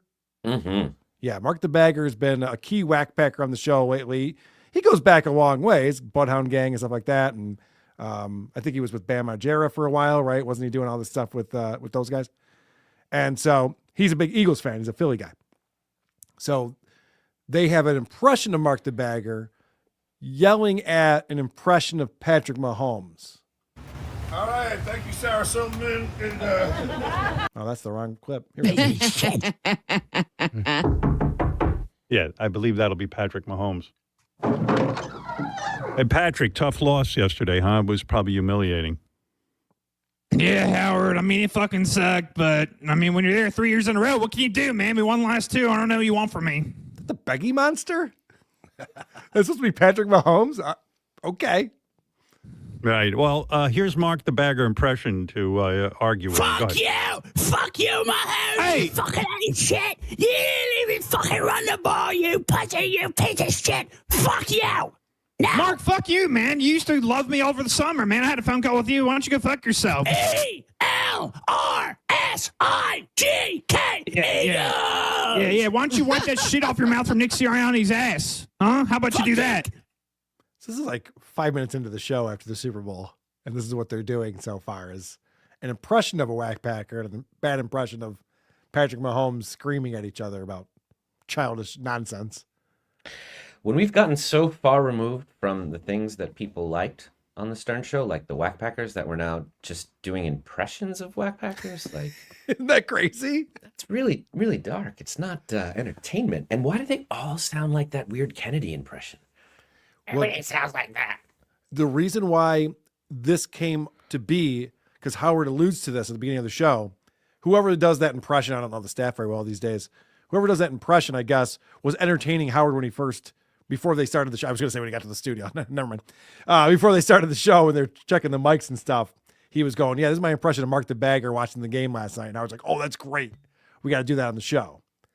So that's why he had him on there doing that. And then Patrick Mahomes and Howard Stern had this brilliant improv, this back and forth. You can tell this wasn't rehearsed, but it's just gold. What about this criticism that you were out with your wife the night before and Taylor Swift was out with Travis Kelce the night before, and a lot of the fans said you guys should not be out going out to dinner before a Super Bowl. But what do you say to that? Hey, I mean, you know, we're people too, Howard. We got to let other people win sometimes. And when you're down in New Orleans, we just want to have fun. Super famous friend and Travis Kelce and Taylor Swift. Me and my a little bit less famous wife. Like, we're just people too, Howard. We want to go out and have fun. We can't be like Mark the Bagger jerking off all over shit all the time. Our life's not just football, just like his life's jerking off all the time. So you know what? You just said something very revealing. You say you let them win. I had a feeling. So you're saying they didn't win. You let them win. Yeah, man. I mean, you know, it's all part of the script. It's like, you know, we won the last 2 years you know, Roger Goodell and the refs come in. They say, hey, you know, we can't let you just have all the fun. We can't let you get all the glory. We got to let Mark the Bagger jerk off sometimes. So the Eagles got to win sometimes. Whoever this guy is who does the Patrick Mahomes is not quick on his feet.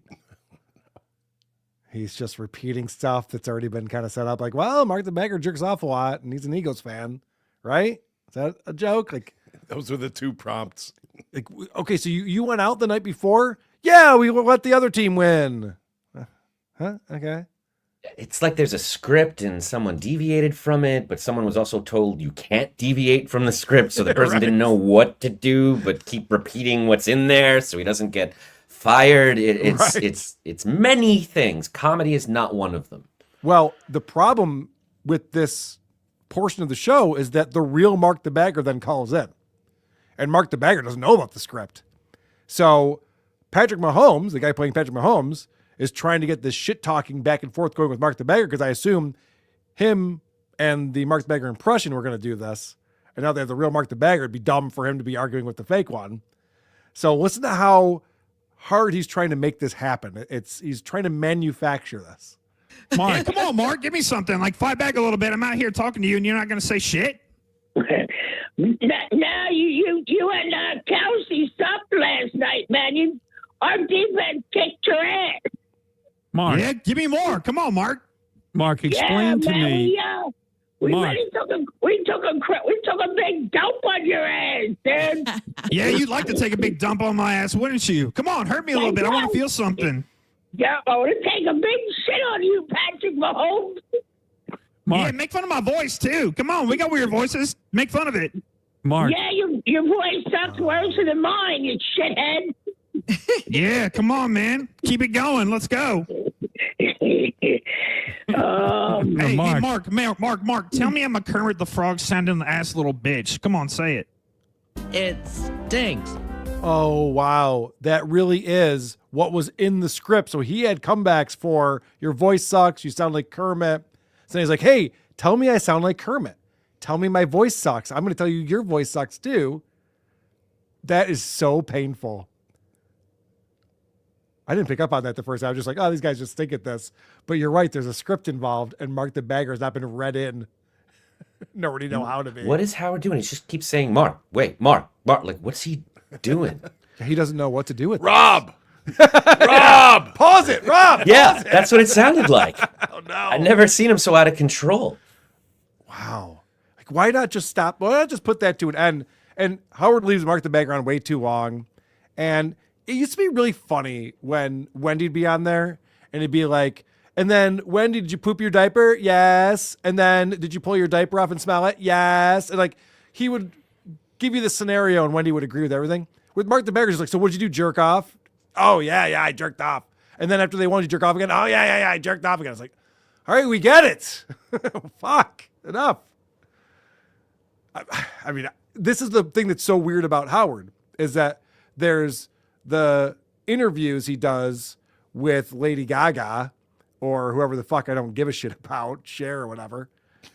And then there's this stuff that I think is still catered to people like me, old Stern fans, who are like talking about whack packers jerking off or something. And just neither thing works for anyone.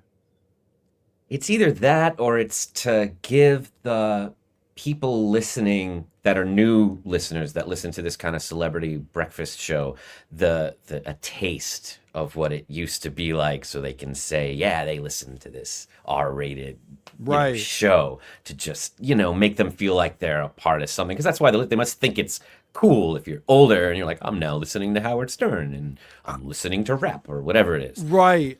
I bet the audience that still watches The View unironically and listens to Howard Stern, I bet there's a lot of overlap there. I feel like there is. That's who it's catering to, and they get their sense of danger or R-rated something. Yeah, they tell their girlfriends at Bridge, they're just like, oh my gosh, I was listening to Howard Stern. That's why I'm like, ooh, whoa. Mm-hmm. Yeah. Susan's edgy over here. Watch out. Because no one that was a fan of the Whack Pack and that stuff wanted to hear them just say the catchphrase so we could cheer. That's not what it was about. Correct. So saying the line, Bart, is not as entertaining as it was when it actually happened organically many years ago.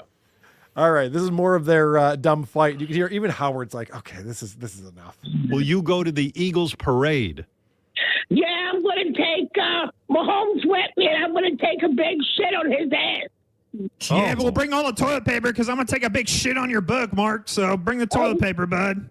Are you going to jerk off at that parade, by the way? That's the toilet paper. All right. Yeah. Are you going to jerk off at that parade? That's right. Good one. You going to jerk off at that parade? Yep. You got him. Good stuff. All right. Finally, we get Mark the Bagger off the phone. Patrick Mahomes goes away, and now Howard and Robin can talk about what they witnessed the night before the Super Bowl. Chris and I watched it together. We were paying attention to all of the officiating, all of the commercials, all the important stuff, all the elements that yes, we knew everyone would be we talking had a about. vested interest. Yes, and so here is Howard and Robin talking about the commercials, of course. And then it was just a slew of old people breakdancing. Like, it seemed like every other commercial was that. And even my wife was like, do you think people really want to sit and watch old people do anything? And I go, no. Okay. Now, I don't know if any of this is true. I don't know that Howard sits in the same room with his wife. Well, let's assume that what he just said, this anecdote actually happened. Yeah, sure. Beth says, do you think anyone wants to watch old people do anything? To her 71-year-old husband, who she's been so annoyed with ever since COVID happened. They're not allowed to leave the house or do anything, and all she wants to do is jet set and go to Italy and party with celebrities and go to LA and shit. And she's so fed up with this old man who won't do anything. And she's watching these old people birthdays. She's just like, I'm so tired of old people. I just... And Howard's response is, right? Right? Yeah. Us old people are fucking boring. It sucks. We are. If I'm looking too deep into that, let me know, Adam. I Well, thought no, that was you a can weird take thing. it even a step further because he didn't just have that moment. He shared it with us. Right. That's like some John stuff where you're like, why are you telling us this? He doesn't get the joke and doesn't understand what's happening and is kind of agreeing with it, not knowing It's like who when he John is. says the contractor won't do any work on his house because it's too messy. You're just like, oh, that's not good. Your wife is tired of looking at old people? Ugh. Okay, well, sorry to hear that. Well, there wouldn't be a Howard Stern segment on this show if we didn't point out that Robin is retarded. So this is her hot take on Martha Stewart. She shows up, she's cool. It's She's like a very cute. cool person now.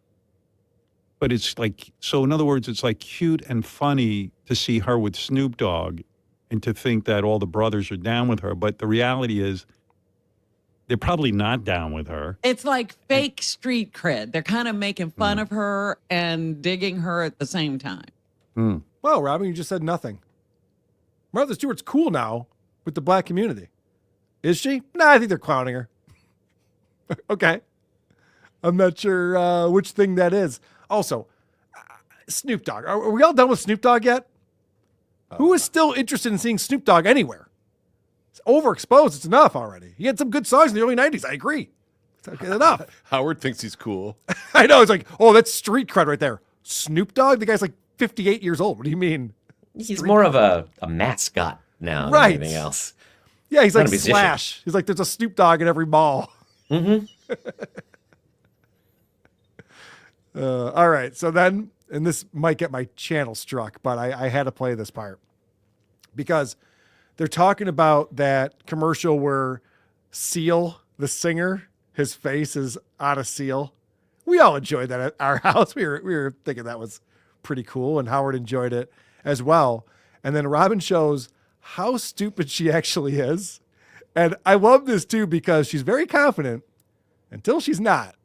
And then it's hilarious. And you haven't heard any other song except this song. No, there's one other. He has two songs.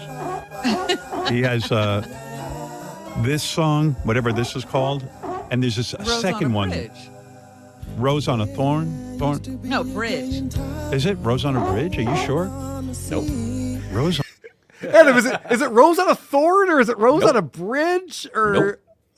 on a None of bridge. those. I didn't even know that. A rose on... Why would there be a rose on a bridge? Great follow-up question, I have to say. Why would there be a rose on a bridge? And right here, Rose should be like, I don't know what I'm talking about. But no, she's going to double down on it. Fucked up. I don't know. Rose... Every rose is a thorn. Now, there was a song. Every rose has its thorn. Every rose isn't all thorn. You're thinking of Bridge Over Troubled Roses. Thorns. Yeah. Every rose. Let me see if you're right. I'm refusing to believe this. Yeah, you should. That's a good idea. It's called Kiss from a Rose. Right. Yeah, we're all listening to it right now. It's blaring in the background, getting my channel struck as we speak right now. A rose on a bridge. Nope. Oh. She's just like, no, I've heard this song a million times. Kiss on a Rose, Christopher Rose on a Bridge. We get it. I can't believe you're right. Good for you. It's called Kiss from, in other words, he's kissing the rose from a bridge? He's imagining something, and it's like a kiss from a rose on a bridge. Nope. I started Howard, writing yeah. I'm looking at the lyrics, and I'm not seeing any bridge words here. Hold on a second. Go ahead. Well, The what did he chorus just is, say? baby, I compare you to a kiss from a rose on the gray. Oh, on the gray. On the It's that gray? British- What's that? Yeah. I've never heard anyone who thought the word was bridge. It's not even one of those ones that like everyone's like, oh yeah, I'm not sure what he's saying on that one. Yeah. You know, it's not the AC/DC song with the N-word in it. It's Seal. Yeah, the rose on the bridge. I mean, what do you guys, am I the dumb one here? What do you mean? What does that even represent? It represents a rose that's on a bridge. I just told you that. Howard used to have this, it's such a subtle shift. Like, you used to come into the studio and present Howard with something, you try and make some bold statement, and he just like, no, hold on. What are you saying?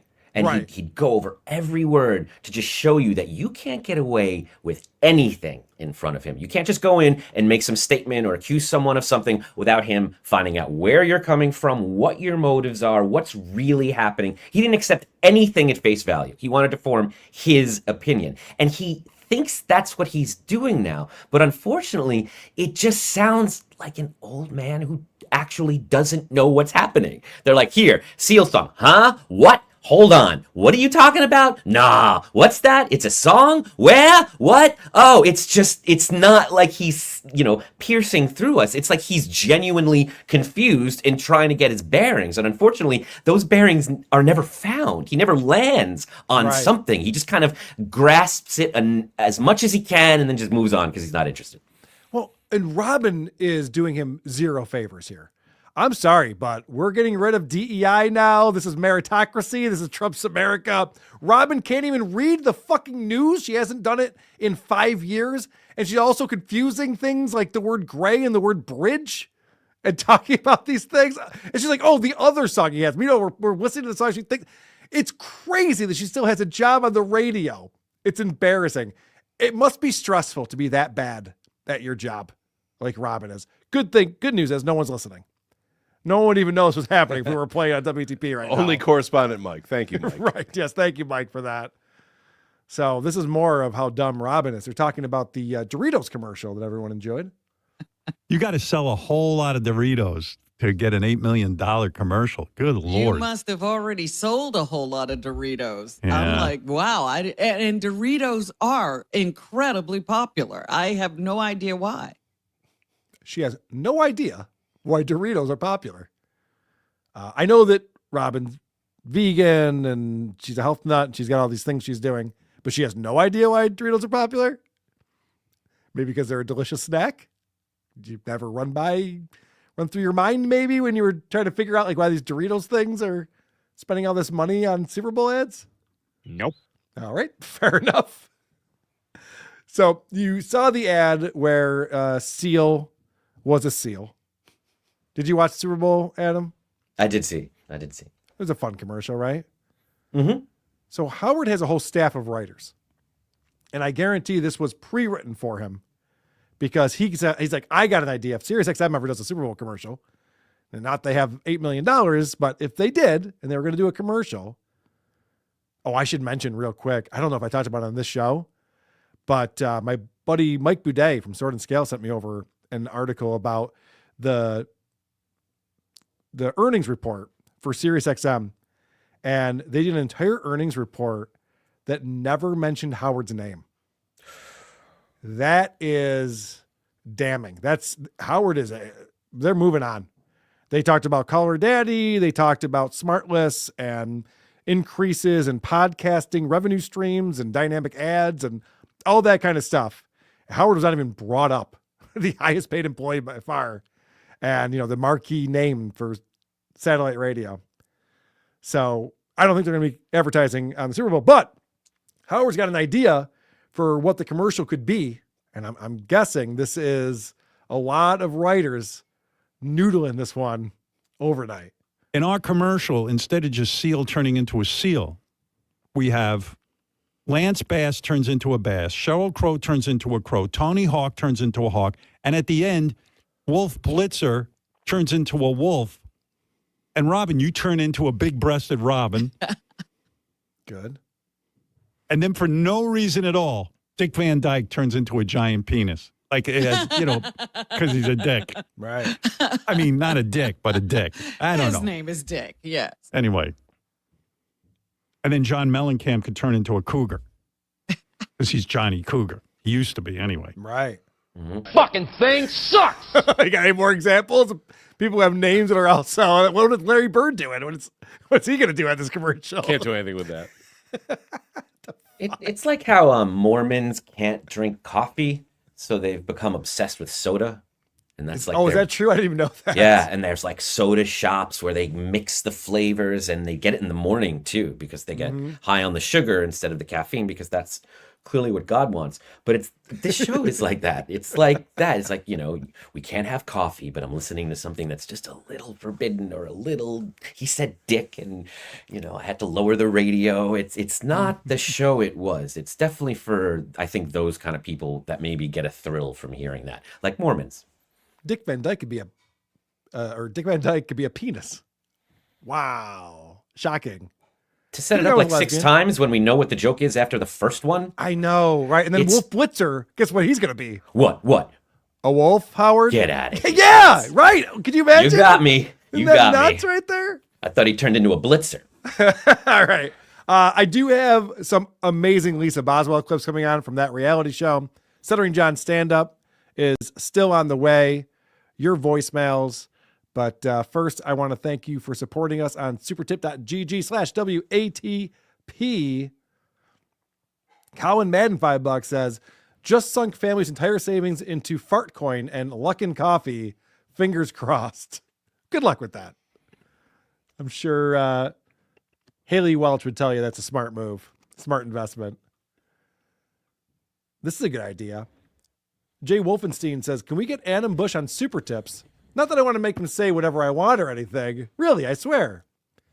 Yes, that's an assignment for me. We got to get Adam on. Yeah, this might not be a good idea. It sounds like a pretty good idea to me. I think that's a good idea. D. Vogel, how do we get Howard to acknowledge what Stuttering John has been up to before he goes away for good in December? Cardiff needs to get on this. So I don't think that this is a possibility, unfortunately. I've talked to people who know Howard, and none of them seem to think that there's any way in hell Howard wants to have any part of this. He's not even that Howard anymore.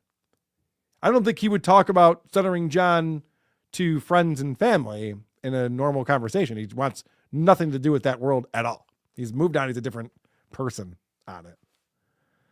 Vito's Cradle coming in. Hey, Lady K, it was me. I hacked your show with my friends in the FBI. Or maybe it was Rob's friends who, hack computers and shit. Either way, you mess with the Duke. You get the horns. Gigia. That is true. We did deserve that. Turns out that was John hacking our show earlier, Adam. That was the reason why we had a couple of hiccups. We deserve it. Not going to lie. All right, let's see what's going on with our friend Lisa. Oh, Lisa Boswell. I'd kick your ass to hell and back. Like Lisa Boswell. Nobody can. Lisa Boswell. Yeah. You're going to have some retarded babies. Lisa Boswell. Lisa Boswell. Lisa Boswell. Shit, that way if you don't get any pussy, you can buy it. Lisa Boswell, going back to 2023, reminded me why I fell in love with her in the first place. We played the first part of this episode, and Helga was complaining that Lisa's always threatening violence on people because Lisa was complaining about Helga's boyfriend, Dan. Mm-hmm. And she's like, Dan doesn't like me. And Helga's like, well, you're kind of a dick. You're always threatening violence and stuff like that. So now we pick up where Helga is bragging about violent acts that she has committed throughout her life because you know that she has a criminal past. I put a deputy sheriff in a hospital. I killed a guy in Astor Place. I would not brag about the shit that you've done.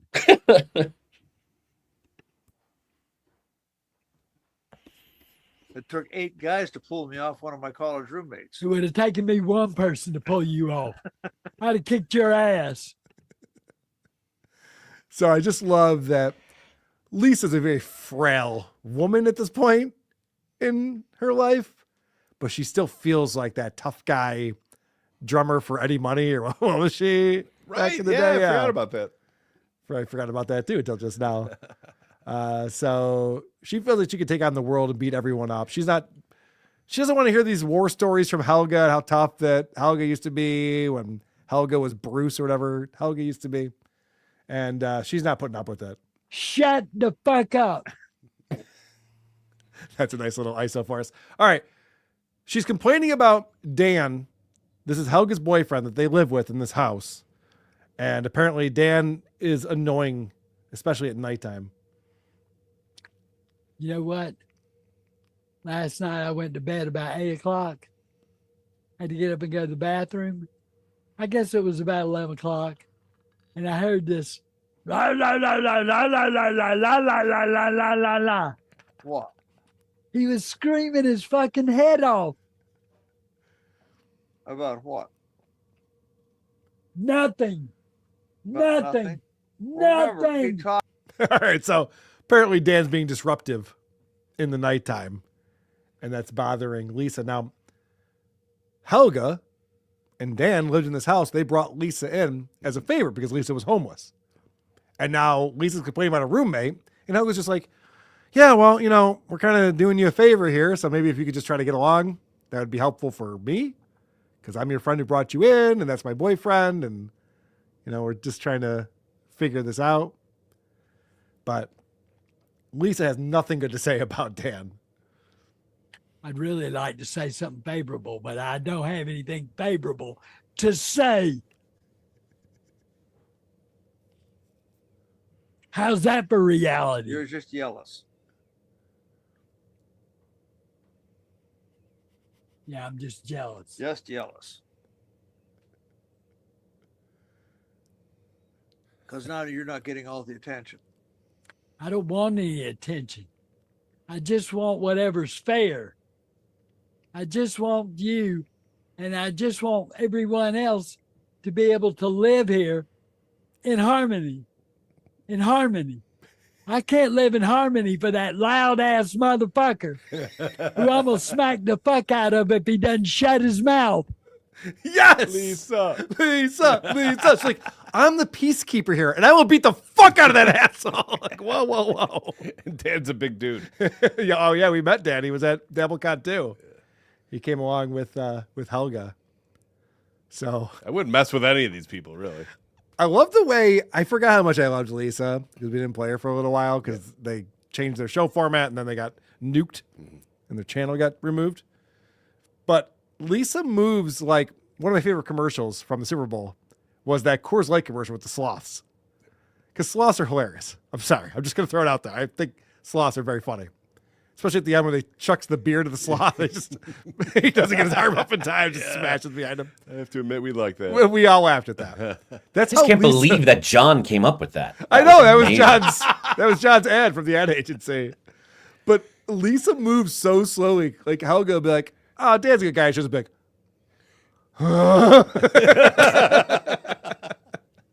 So this is great right here. This is a classic prison story.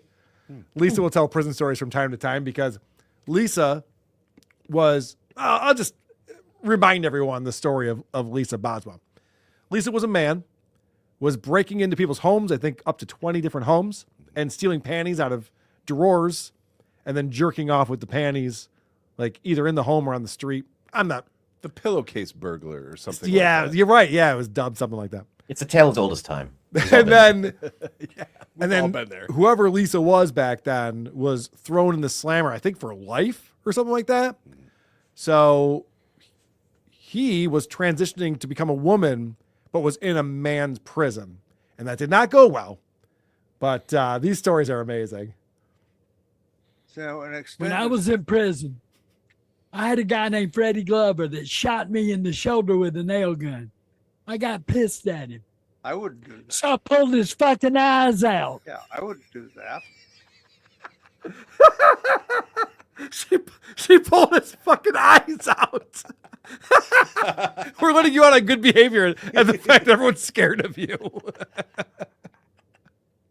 That's crazy.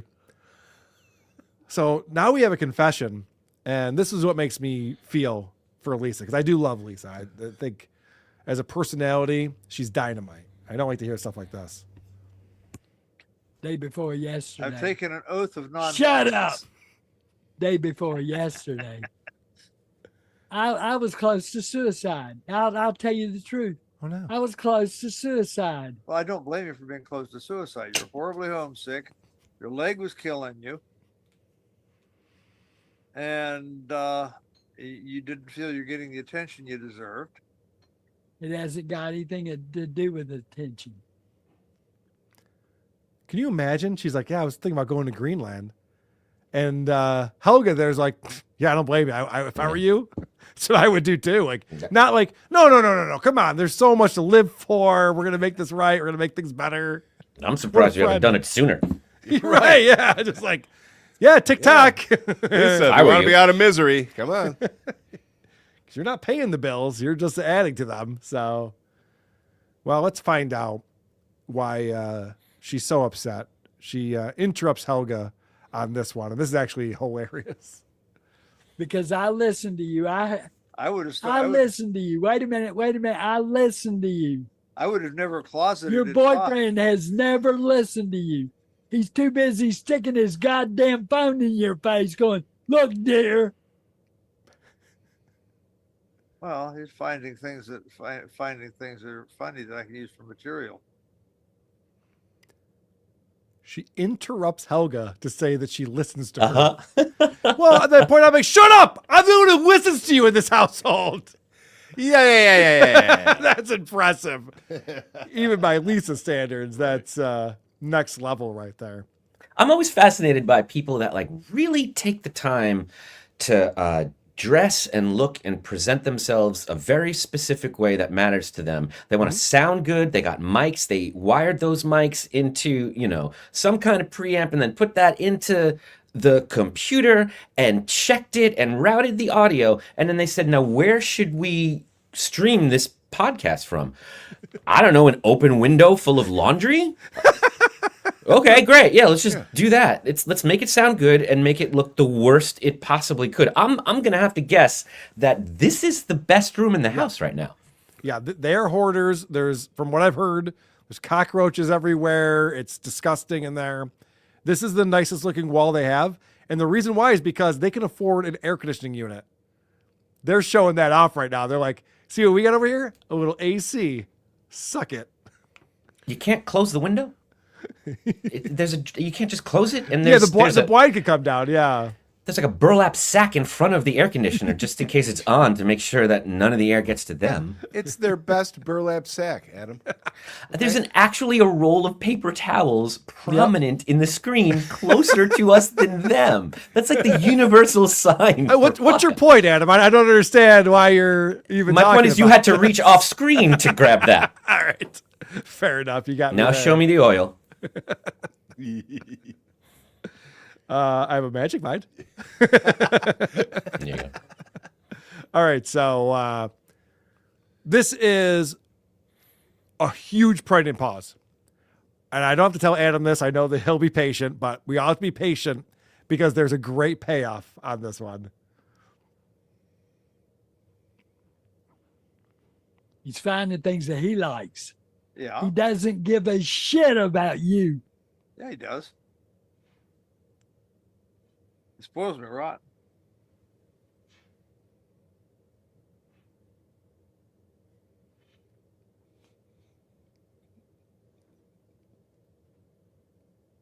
He sucks. Yes. That had to be 9 beats before she came in. Spoils me rotten, actually. He sucks. She was going through the Rolodex of responses. Yeah, we play that again. What a great punchline. He sucks. Well said.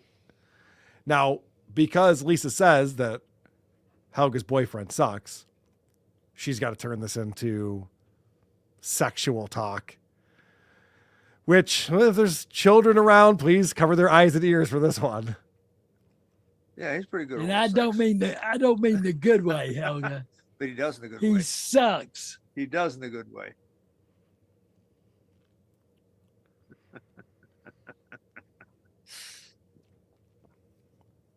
I do it better. I make him scream.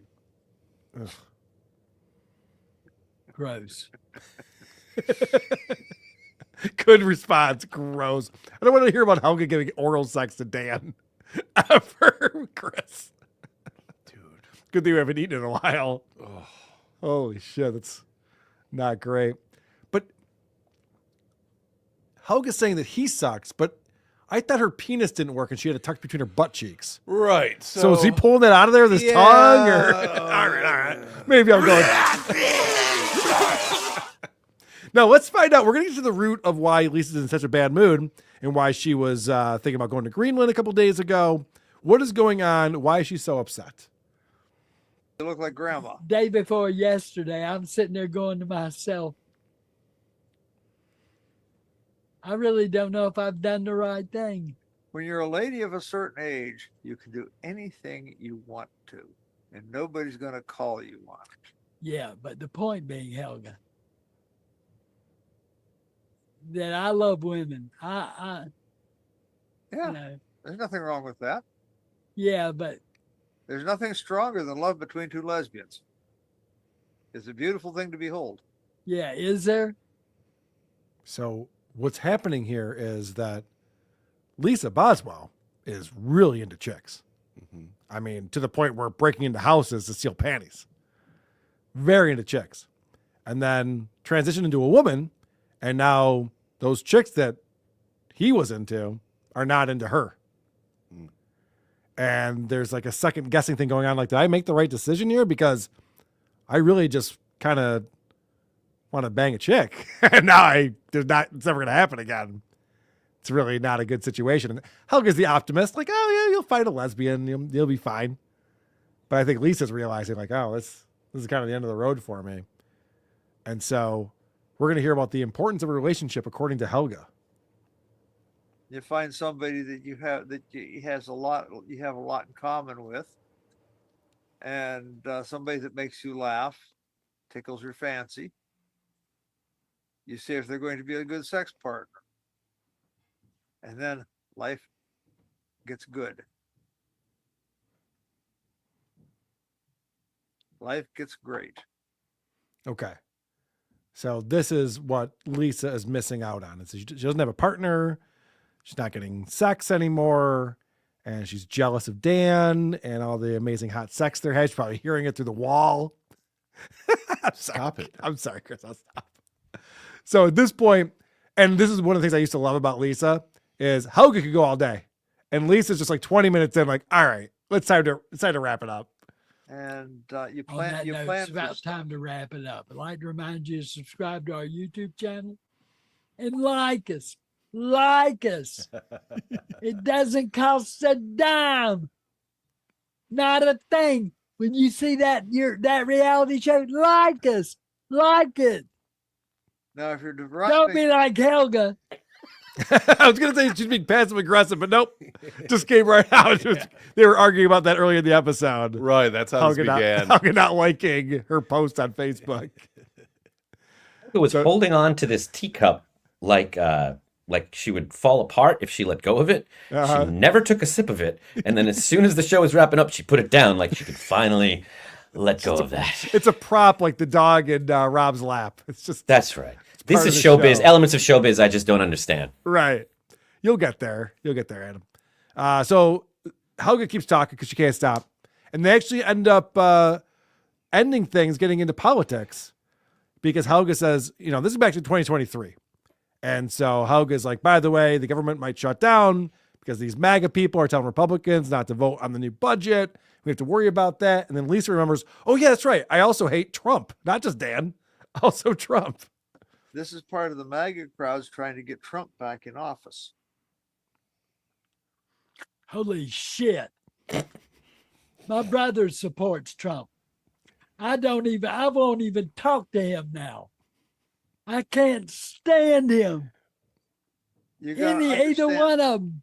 The MAGA crowd wants to roll the country back to antebellum days where people owned people, where you had free labor to run the plantations. Shut up. And you had a few people owning everything. Shut up.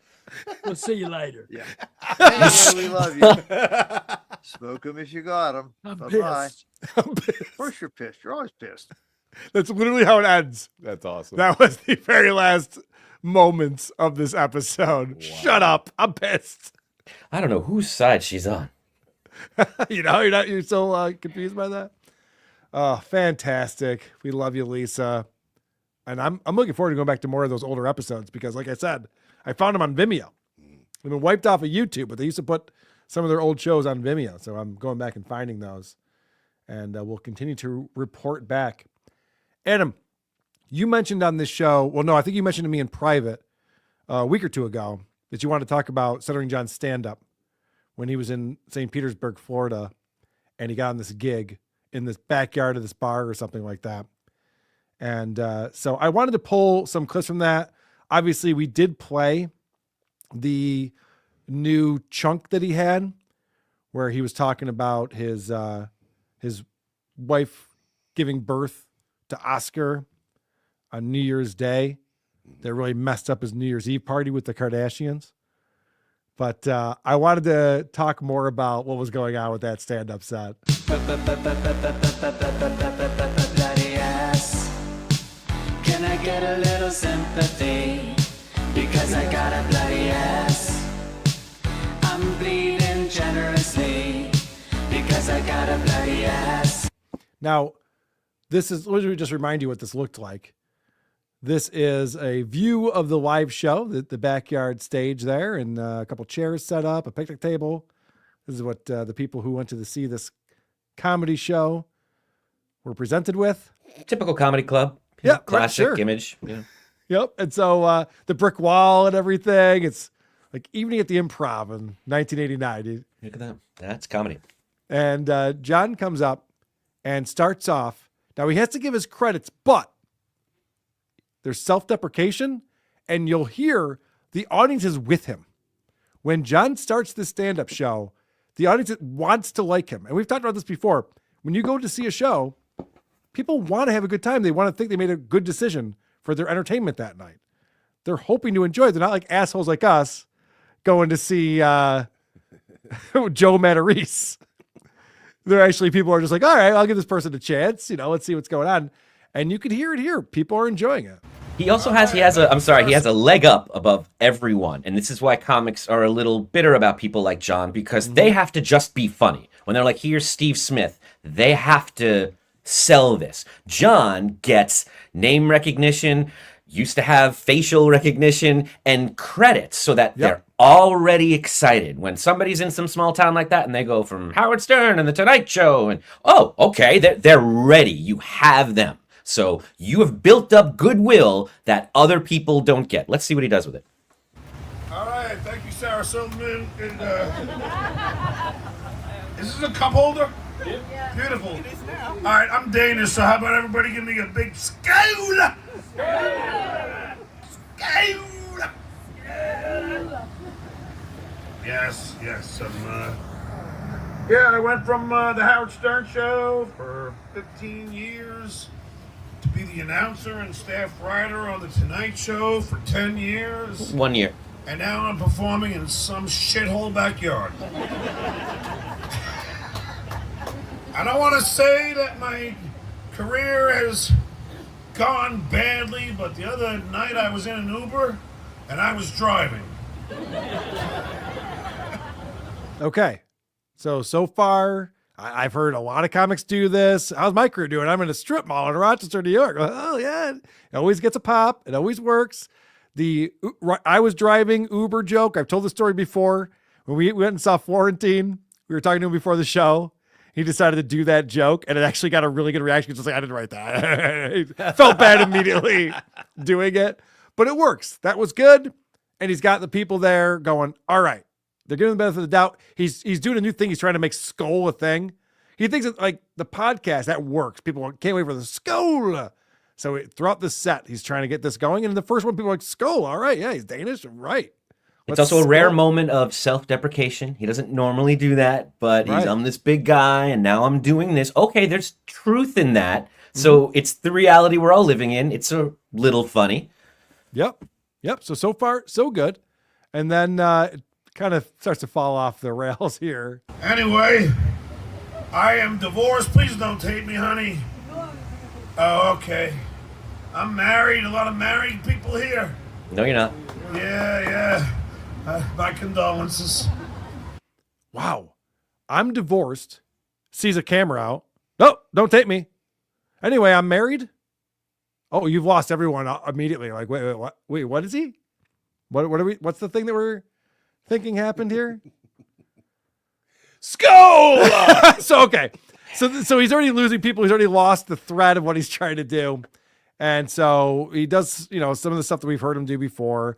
And just the laughs are getting fewer and fewer. And then he gets to that chunk that we already played on the show where he's saying that he made his pregnant wife make them desserts. The book chunk. Yeah, and do the dishes and all that kind of stuff. And he's just getting fewer and fewer responses to the point where he has to tell people, oh, fuck off.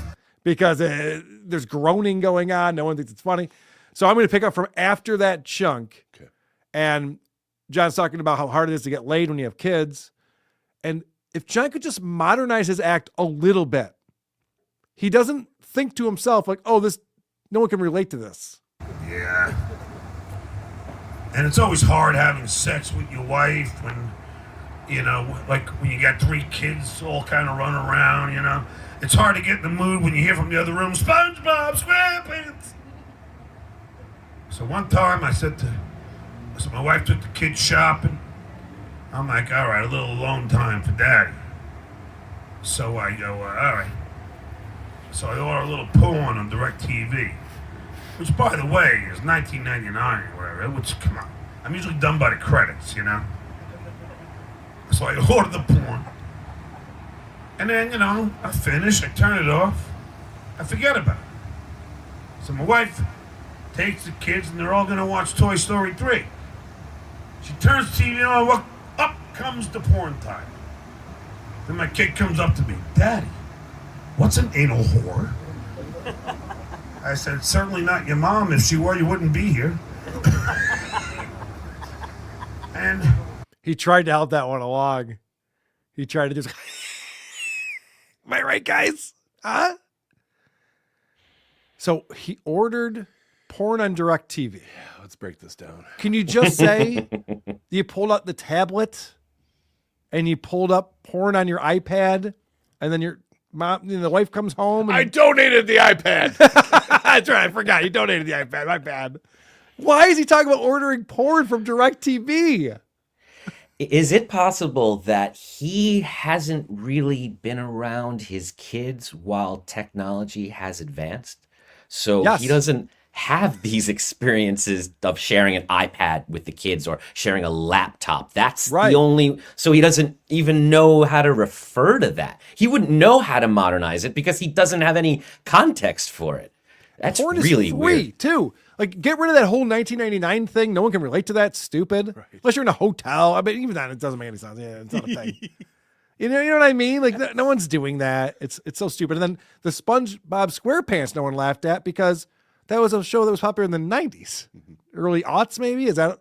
I mean, it's still popular, but now it's like children, right? Oh, it's cool with me. Yeah, it's fine. It's fine. It's just like.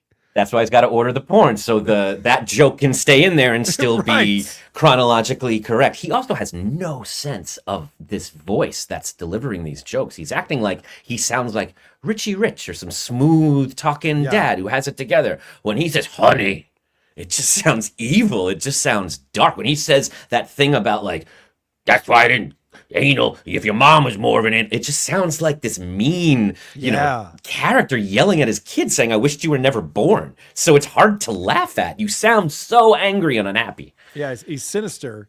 And also, when you said the word voice, I had this thought where when you see Jimmy Schubert, who's been doing stand-up for decades, and I've seen him a few times, he's a very funny guy. he can't talk about like dating life now because you're watching a guy in his 60s do a stand-up routine. He got away with that in his 30s, of course. John's trying to do this family man raising young children thing, and the guy looks like he's a great grandfather. And you're like, well, you got to update your set now to be relatable to what we think that is actually going on in your life. If he was talking about like how, yeah, I was at home with 2 cats alone for this past week without any interaction aside from super chats, people like, yeah, that sounds about right. It makes sense. Well, actually, that is a good transition because now he starts talking about the haters.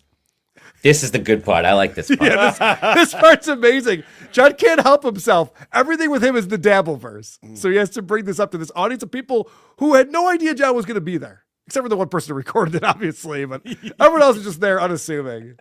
Just gonna end with a few more things. I'm only here to do. But the other thing, too, and I wanted to point this out while we were playing that clip, the silence is deafening. Oh, yeah. Like I feel like we could literally hear crickets. I'm not joking. Just gonna end with a few more things. I'm only here to do a few bits. Give it up for fucking Ricky fucking Melton, please, everybody, because... What a pro. Remember when we started this show and I'm like, it's fucking Adam fucking Busch, everyone. Let's give it up for him. It's so unprofessional in every way. Everybody, because... Yeah! I was doing a charity gig for the Police Athletic League to fund underprivileged children so they could play Little League sports. It sounds like it was your idea, the way he's describing it. I think he invented sports. Yeah, it's amazing. And I have a lot of haters because I'm so freaking talented and they're so jelly. That right there is so funny because people have just watched 9.5 minutes of his act. Right. And he's like, people hate me because I'm so talented. And they went, that's not it. I'm starting to hate you though. So yeah, maybe it's because you showed your kid porn and then said you wish they'd never been born. And I'm related to these haters. Where are they hanging out? I'm so glad you pointed it out at the beginning that he had everyone's goodwill. You don't get to say this was a dead audience on a dead night. You had them and single-handedly convinced all of them, some of them individually, to hate you. And then you end the act with, a lot of people hate me. John, we wouldn't know that unless you kept fucking talking about it and really showing us all the reasons why they do. An audience didn't laugh at your joke and you told her to fuck off. But they laughed at. That was very funny. And now you're explaining to us why you're hated.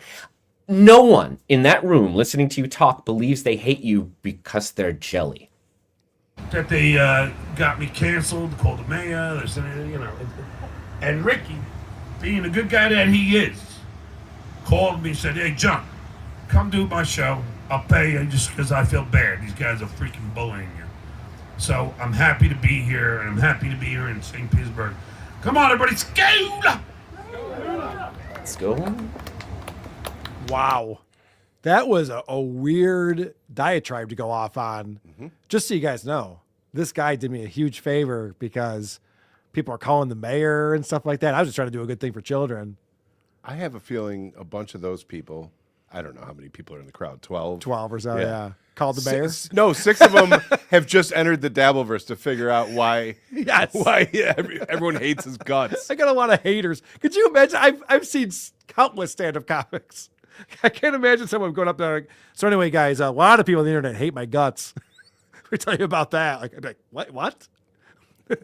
What do you mean? That's weird. It's just so insane that he assumes everyone is going to look at him, hear his voice, hear him say, I got a lot of haters, and be like, I'm so sorry, man. Dude, my God. You don't deserve that, really? You? Really? God, buddy, I'm so sorry. Can we give you some money? Life is so unfair. All right, so now he gets into Howard Stern talk. And what's great about this segment of his act is not just the name dropping, which is fantastic, but also telling jokes that he didn't write. Thank you. So let me just, little bit, and I'm going to go. How much time have I done, Rick? Too much. 10, all right. So I am Stuttering John. So if you don't know me, I was pretty much a professional asshole. I would ask celebrities crazy questions. I'm a volunteer. Yeah. For instance, I asked the Dalai Lama. Holy shit. Yeah, we got that part, John. We understood that part. We were doing the Living in the Past episode yesterday. It's on our Patreon, patreon.com/whoarethese bonus show, where he's so proud of this Dalai Lama. He talked about it on the episode in 2018 too. And this is the first example he brings up when he's talking about how he would ask celebrities hilarious questions. For instance, I asked the Dalai Lama, do people come up to him and say, hello, Dalai? Okay. I asked Raquel Welch, are they drooping yet? And then she fucking punched me in the nose. I asked O.J. Simpson if he would sign my knife. True, but apparently he already had his own. Okay. I asked O.J. Simpson if he would sign my knife. That's true. But apparently he already had his own. What does that have to do with signing your knife? Like if you go up to a baseball player, you're like, will you sign my baseball? And they're like, no, I already have a baseball. Like, no, I'm going to keep this baseball. I just want your signature on it. I said. The fuck? John doesn't even understand how any of this works. It's so stupid. Why doesn't he think delivery has anything to do with how a joke is told? He thinks the way he says it has no influence on whether people laugh or not. But the jokes that exist, yeah. I talked to Raquel Welch. The Dalai Lama. Drop. Yeah. A lot of name drops in there, which is also uncomfortable. So this is the biggest laugh of John's set coming up right here. I asked Lou Reed if he still masturbated, and he strangled me, and judging by his grip, he fucking does. That's in his book, by the way. It's not a great joke. But my favorite response I ever got was from the late, great Joan Rivers, who was a friend of mine. I said, Joan, do you think ugly people should be allowed to have children? She said, no, and I told your mother that.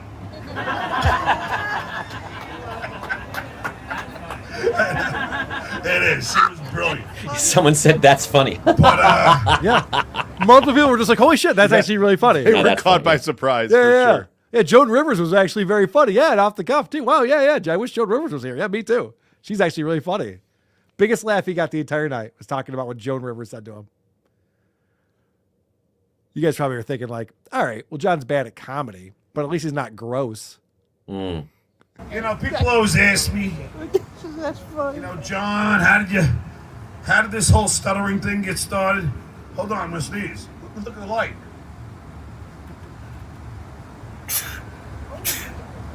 God bless me. So, do you hear the people in the crowd going, ugh? Yeah. Ugh. Yeah. We've all seen John sneeze on camera before in his house. We know what this looks like. It's not pleasant, but he's not done there. yeah, I don't want to get that shit all in my hands. Fuck that. So right there, we just found out he did not cover his mouth or nose. He's just wet in spray. I don't want to get it on my hands. So where did it go? What did you get it on? Oh, can you please block it from hitting arm? I imagine some dude in the front row going, that is some cheap blow. So, why do I stutter? Oh, I feel another one coming on. Thank you very much. Thank you very much. That dog is making me allergic. It ain't the dog. It's the fucking sweater. Is that a cardigan? But anyway. Oh, no. Wow. It's so disgusting. Imagine being at the show and watching this guy spray out of his face while he's doing it. All right. Well, this is why John stutters. Here's a new story. I don't know if we've heard this story before. It might be a new one. So they asked me, why'd you start stuttering? I think there's another stutterer here, right? Hey, there you go, brother. Stutter on, bro. Stutter on. Fuck. I was called everything. Stutter face, skip, MC stammer, and the creme de la creme stuttering prick. It's pretty harsh words you hear from your parents. But anyway, I'll leave with this joke, because I'm a professional. And I just got the light. School! All right, a couple of things going on here. First off, and that was my parents who said that, went over horribly because it's not clever. Oh. Everyone's made that joke before. And John's like, a little misdirection, huh? You're not Anthony Jeselnik. We all saw that coming. So that doesn't work. He's still trying to do that kind of thing in his act. He's still trying to make Skull a thing. He's like, all right, I got one more joke. Skull! Everyone's going to be like, Skull! One more joke. And the other point that I want to make, I think I heard someone on Uncle Rico point this out, but it should be repeated, that John goes, I got one more joke because I'm a professional, and they just showed me the light. I've seen a lot of comics. None of them acknowledge the light. Nope. They see it. I see that they see it. And then they start going into whatever their wrap-up is to end the show. But they don't let the audience know. They're like, I've just been told I have one more joke to tell. Which one should it be? Let me think. Okay. It's like he wants a cookie.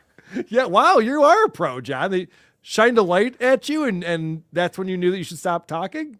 The entire premise, the entire setup is such bullshit. No one ever came up to you, John, and said, so why?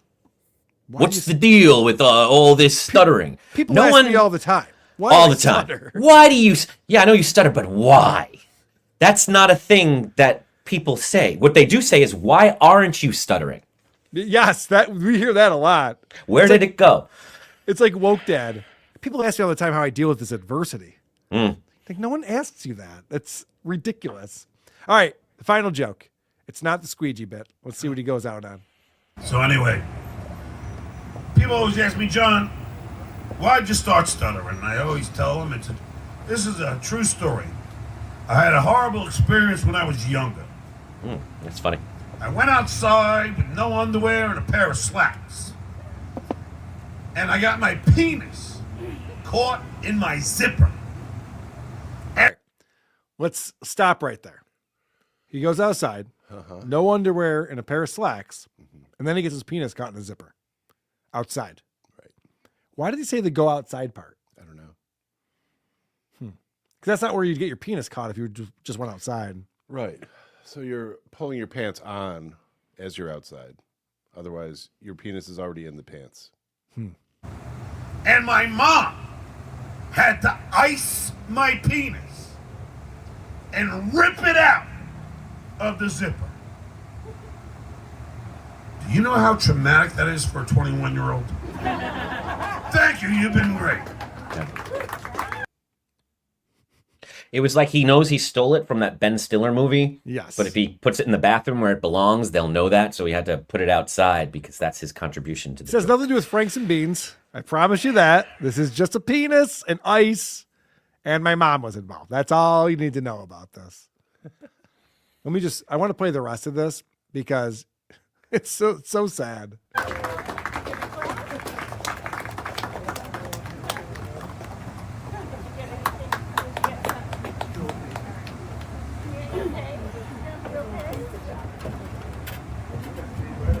Keep it going for John Melendez. Keep it going. Let him hear it. That was great. Oh my gosh, you guys having fun? Are we cold? Are we frozen? All right, are you ready for some more comedy? Yeah. All right. More? You've given us too much already. I mean, come on. I only paid $40 for this thing. Jeez. Spoiling us at this point. You know, I finally heard, I realized I'd never heard it. I finally heard the episode of the Howard Stern show where Howard says to John that he should abort his kid. The thing they that, played it on Uncle Rico. The other yeah, and it was really interesting because I'd never heard it, and I've heard so many episodes of the show where Howard says things to him that are so personal and so cutting and so mean. Like he looks him in the eye. He says, "Look at me. Hear me. You're not funny. Don't tell jokes. The joke is on you." And John's instinct was, oh, he's kidding. This is all a joke. And then I heard when he told him to abort his kid. And it is so clearly a bit. They're playing the like men who are, at the bachelor party telling you to stop. He doesn't just say you should abort your kid. He says, if you kill your wife right now, you'll be out in 20 years. Right, yeah. And they're both jokes. They're jokes. It's so clearly a joke, but that's the thing that John says he was serious about. It's very strange because like Opie, they're both unlearning things. In that same episode, he makes a reference to Hero of the Stupid, and he goes, I was really Hero of the Stupid back then because he did something stupid. So he admits he knows Hero of the Stupid was not because he's the hero of the working man. He was the hero because he's stupid. He knew these things. He's just lying obsessively and trying to paint these people as evil and himself as a victim, and he actually knows better. Yes, he is definitely lying to fit the current narrative, just like Opie is. So Opie could talk about how Anthony's a racist, he's getting all these people against me, and that's why they think I suck. And if John can go on there and go, well, the reason why I've been falling out with Howard is he told me to abort my child. Can you believe that? My precious child is in his 30s now or whatever. But, that's how you get the sympathy card. Right. And you're just like, oh, these people are the assholes. Like, they hear dead kid and they're just like, oh, I'm so sorry. Whatever it is, I'm so sorry. Yes. Somebody posted on Dabblers today this great old radio interview with him, and it has all the same shit we've heard a million times, except he does say, he's talking about his job, and he goes, look, I was making 40 grand a year, and if you're not happy at a place where you're making 40 grand a year, you leave. That's it. You can't blame anyone else. That's your fault if you don't do that. Who said that? John? John said it. Wow. And then unlearned it years later, and now uses that as a weapon, pretending he's stupider than he even is. It's wild. Yeah. That is a moment of clarity because I've been saying that forever. If you want to make your way in the radio business, you have to jump around to different markets and stations and build your way up. Like he was an intern on the Howard Stern show, and they thought someday I'll be Howard Stern. Not how that works. Nope. Not in most industries, especially radio. And it's crazy to hear how every place he worked was toxic. Every place he's ever been, including the Dabbleverse. And just like Opie, never once says, maybe I'm contributing to the problem. Right. The other thought that I had was I was listening to this stand-up routine that he's doing, especially how he starts off by saying, I was on the Howard Stern show and the Tonight Show, and I was the announcer. And now here I am. And he's in this backyard where he's not even the headliner. He's just on a guest spot because the guy felt bad for him and said, I'll throw you a few bucks if you come up and do 10 minutes. This is a scene from a dramatic movie. And ironically, Nicolas Cage could play this drunk who's fallen on hard times and lost it all. It doesn't end well. It's not a movie where he redeems himself at the end. He just becomes a raging alcoholic and loses it all, and it just gets sadder and sadder and sadder. So I want to see it. Nick Cage, why he's looking for work. I know he's trying to make as many movies as possible. Oh, he throw it out there. Yeah, he would, and he'd be great because that's the one man show I want to see. I want him to just talk about the haters. Don't worry about jokes. They'll be there. You don't have to worry about them. I want to hear him talk about this stuff in his voice and try and get audiences' sympathy and see if it works. See how people respond to this. Why is he telling people all that? Is it because he thinks they're going to search his name on the internet and see it and he needs to get ahead of it somehow? Oh, I don't know. Yeah, that's a good question. Because why would you even bring it up? I mean, I think it's the only thing he thinks about. I think he's all consumed with the Dabbleverse now. It's the only thing that's going on in his head. Yeah, but he knows this audience doesn't know his ex-girlfriend. You should not talk about her. Right. Like, they only know you were dumped because you said something about it. Why are you letting us know? You're in a new city. Pretend it doesn't exist. Focus on something else. Right.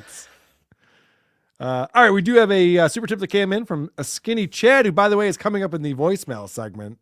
Skinny Chad will be featured, and I apologize. He's put some production into it.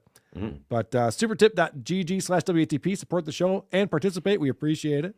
My gravely growly voice is off-putting. Girl. I get the same thing with my smile talking. Hee hee ha ha. I have to tell you shut up so we stay in the construct of the rule of threes. Very good, Skinny Chad. We appreciate that. All right. And with that, I want to bring in our review girl. Annie's been waiting patiently in the green room. What's up, Annie? Oh, hello. Good to see everyone. Good to see you too. Thanks for being here. I know we had a long delay today, so things are running a little bit late. That was funny. Oh, good. Glad I find something funny on the show. Look, I'm gonna be honest. It was funny.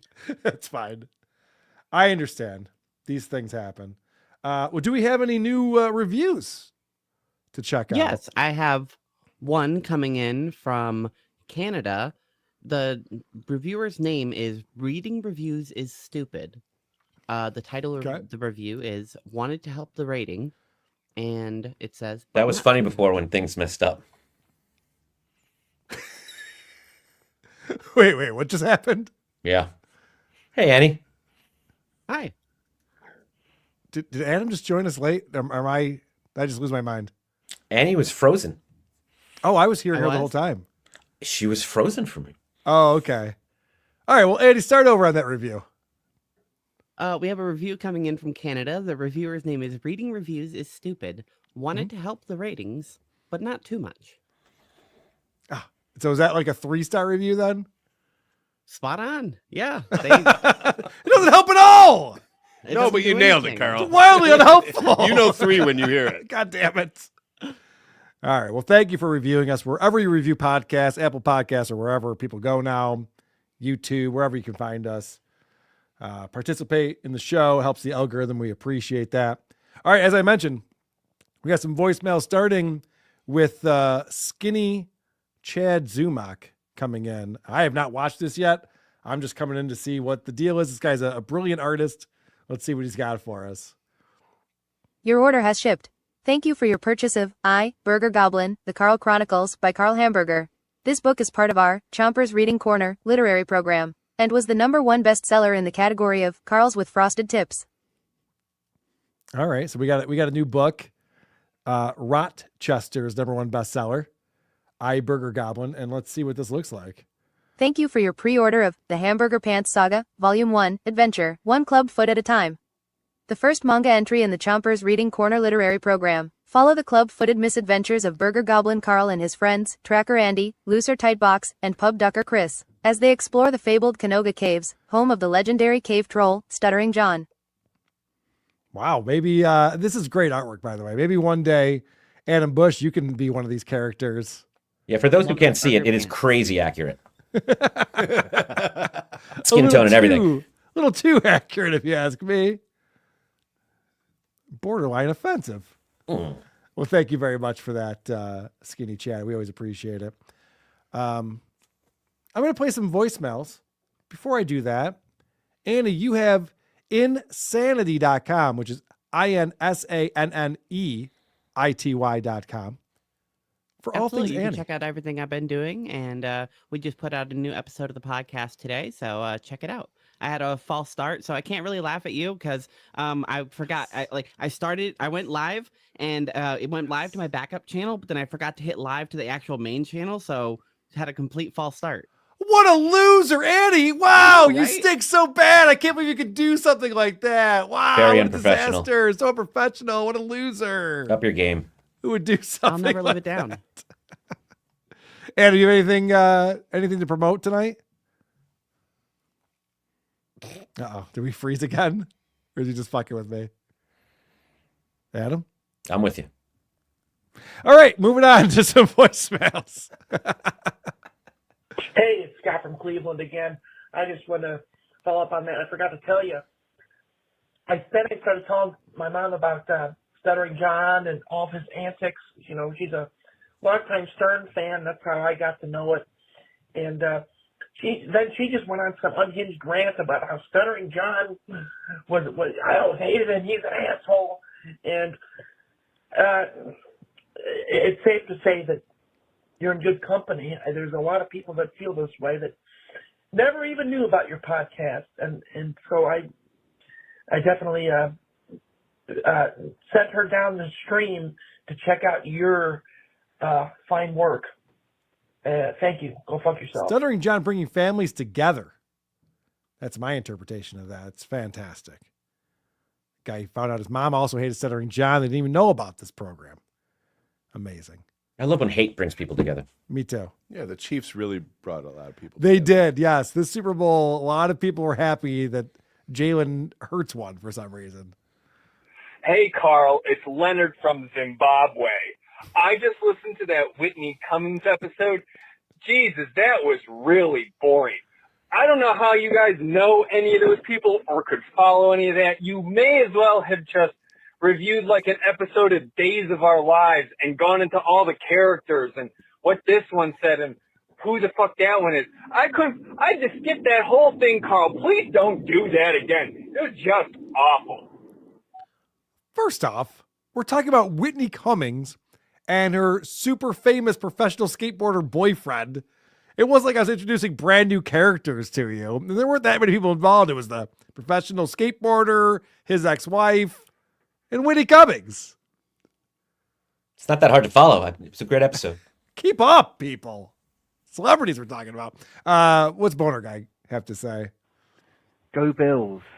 This time, I'm just calling to ask for proof of life on Vic. It horrifies me. There'll be listeners, even long-time listeners, who probably won't even know who Vic is, the original and arguably best review girl. And when you sign up at patreon.com/whoathesepodcasts, you will receive some very titillating pictures of lovely young Vic.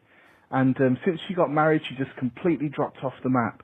So Vic, I'm calling out. We need proof of life, please.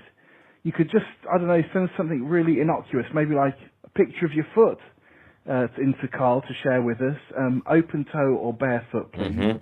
Just something innocuous like that. Or at least, maybe, just go to thecreepoff.com and vote for Carl, and then we know you're okay. Okay. Thank you.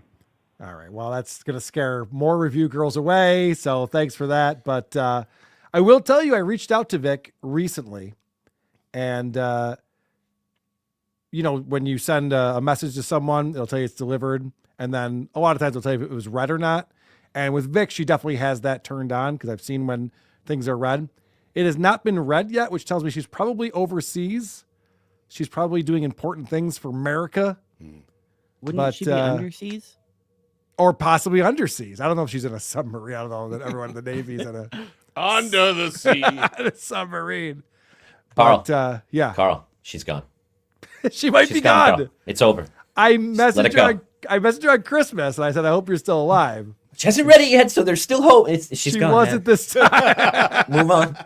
Well, anyway, I will let you guys know. I also just noticed that we were getting some super chats in that weren't being filtered in the way that I need them in order to see them. So let me just say to AO 1012, Theo had to be N-word of the day after this. Yes. Ew. And Jay Wolfenstein says, can we get Adam Busch? Oh, no, we did read that. Hold on. I'm getting caught up. And Jay Wolfenstein became a wolf. Zach Ottman, a normal person would have ended his set to 12 people in the backyard with sobbing running off stage and a gunshot going off. Not our John. Not our John. Waiver. No way this is the same Adam Busch from My Buffy. Do you not recognize him? Come on. It's not disguising it. Jay Wolfenstein says, Adam, will you say hello to my non-dabbler hardcore Buffy fans, Amy and Kelly? Yes, I will. Oh, now? Hi, Amy and Kelly. Nailed it. We have good chemistry, us too. Associate producer Ralph. Yahir Cardiff on Rumble, 8:30, Idiot Autopsy, episode 3. That is a fantastic show. Idiot Autopsy over on Rumble. Dabbleverse.tv is where you want to go for that. So much going on. The King of Portugal calling in. Go Bills. Oh, no, that's the other one. Here we go. Hey, guys. King of Portugal here. Man, I'm listening to the Broski report and I had to pause it. Are you guys making fun of a mentally challenged person? Because listening to this audio, it sounds like it. Cheerio. All right. Well, this guy gets it. I don't think that was a mentally handicapped person, unfortunately. Just a woman. It's a female millennial. That's all that was. Ronnie in Syracuse calling into the show. Hey, Carl, Ronnie in Syracuse. Love you, love the show. Oh, no, wait a minute. I'm not sure if I still feel that way.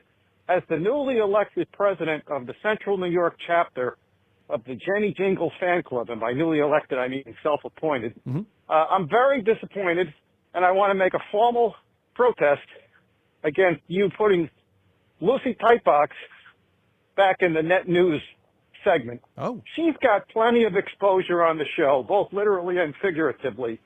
Jenny was doing a fantastic job presenting the net news. She did a wonderful Dr. Steve impression. She's got good energy. She's got good pacing, and I liked it a lot. So how about we put Jenny Jingles back in the net news and let Lucy continue to do her thing, except for the net news. Don't call me back. I'm going to throw out a crazy scenario. What if we had 2 big-breasted news girls on the show? I mean, Roddy, we really got to choose now? What are we doing? That's 6 boobs. Almost. Grob $3 says, I'm in love with Adam. Can I have him? No, he's mine. He is mine, but thank you for that. No, we appreciate that. And we appreciate the support on our Super Tip system. Gary in San Diego. Hey, honey bunny. Why didn't John go to Atlantic City? He said he was going to. Well, couple reasons. First, he's broke. He's a miser and a cheapskate and a tightwad. He doesn't want to spend any of his own money. Second, his benefactor, Vince the lawyer, he was waiting for Vince the lawyer to pony up money for a flight, for a room at the Borgata, and a stipend of $3,000 just to show up. But basically, Vince punked him. So it's a combination of being a miser and being punked. That's why he didn't go. Too bad for John. He wasn't there for Super Bowl weekend, which could have been a lot of fun, by the way. And he could have made some money because, as we know, he's an expert gambler. At least that's how the New York casino in Las Vegas rates him. An expert gambler. Rock and roller. Poor Judy. I don't know if she wants anything to do with this. But Gary's always so accurate, though. Yeah, that's true. She asked the right questions. Oh, it's a question for you, Adam, coming in from Joe in Pennsylvania. Hey, Joe from Pennsylvania, long time, calling back. And love the show, of course. Adam Busch is there, the great Adam Busch. Need to get word from him. I don't know if he put anything out on social media, but what are his thoughts and where does he fall on the projected Buffy the Vampire Slayer relaunch that's supposedly coming back? Hopefully he gets another paycheck. Add to those credits, really stick it in John's face. Carl, it's only been a couple of days. I'm still waiting for the Jenny Jingles Jugs tier on the Patreon. Don't call me back. I like the idea that Adam would take the gig just to stick it to John. I don't know that I need to be Warren ever again, but you know what? If it's going to piss John off, then I'm in. Yeah, I rarely think about him when I'm making any kind of decisions. You don't tell your agent about that sort of thing? I don't, and I'm real excited about the reboot, and I think they're going to do a really great job with it. I think as long as Sarah's there, it'll be great. Sweet. Well, that's good news for the Buffy fans out there. Mm-hmm. Don't be corny. That's what you faggots fucking did the whole fucking weekend at WATP fucking AC. You, the fucking potato. What? And all you motherfucking faggots. I wasn't there. Fucking really put a fucking shindig on that fucking party. Bunch of faggots. What are you? You an old school ONA fan shutting down fucking shit? Go fuck yourself. What? The fucking potato. Someone please fucking unmask that fucking faggot. You don't want to see that. Fuck you, Carl. You're a funny bastard, but the whole fucking faggot crew that you hang out with, fucking can't stand them. All right, I agree, but sir, I had nothing to do with the AC thing. I wasn't even there. I don't think he knows what No, you got faggot Chad's means. event canceled. Oh, that's right. I did get the event canceled. So I think he's saying you guys are like the pests because the pests would go after like businesses and other fans and stuff or whatever. So I think that was the connection there.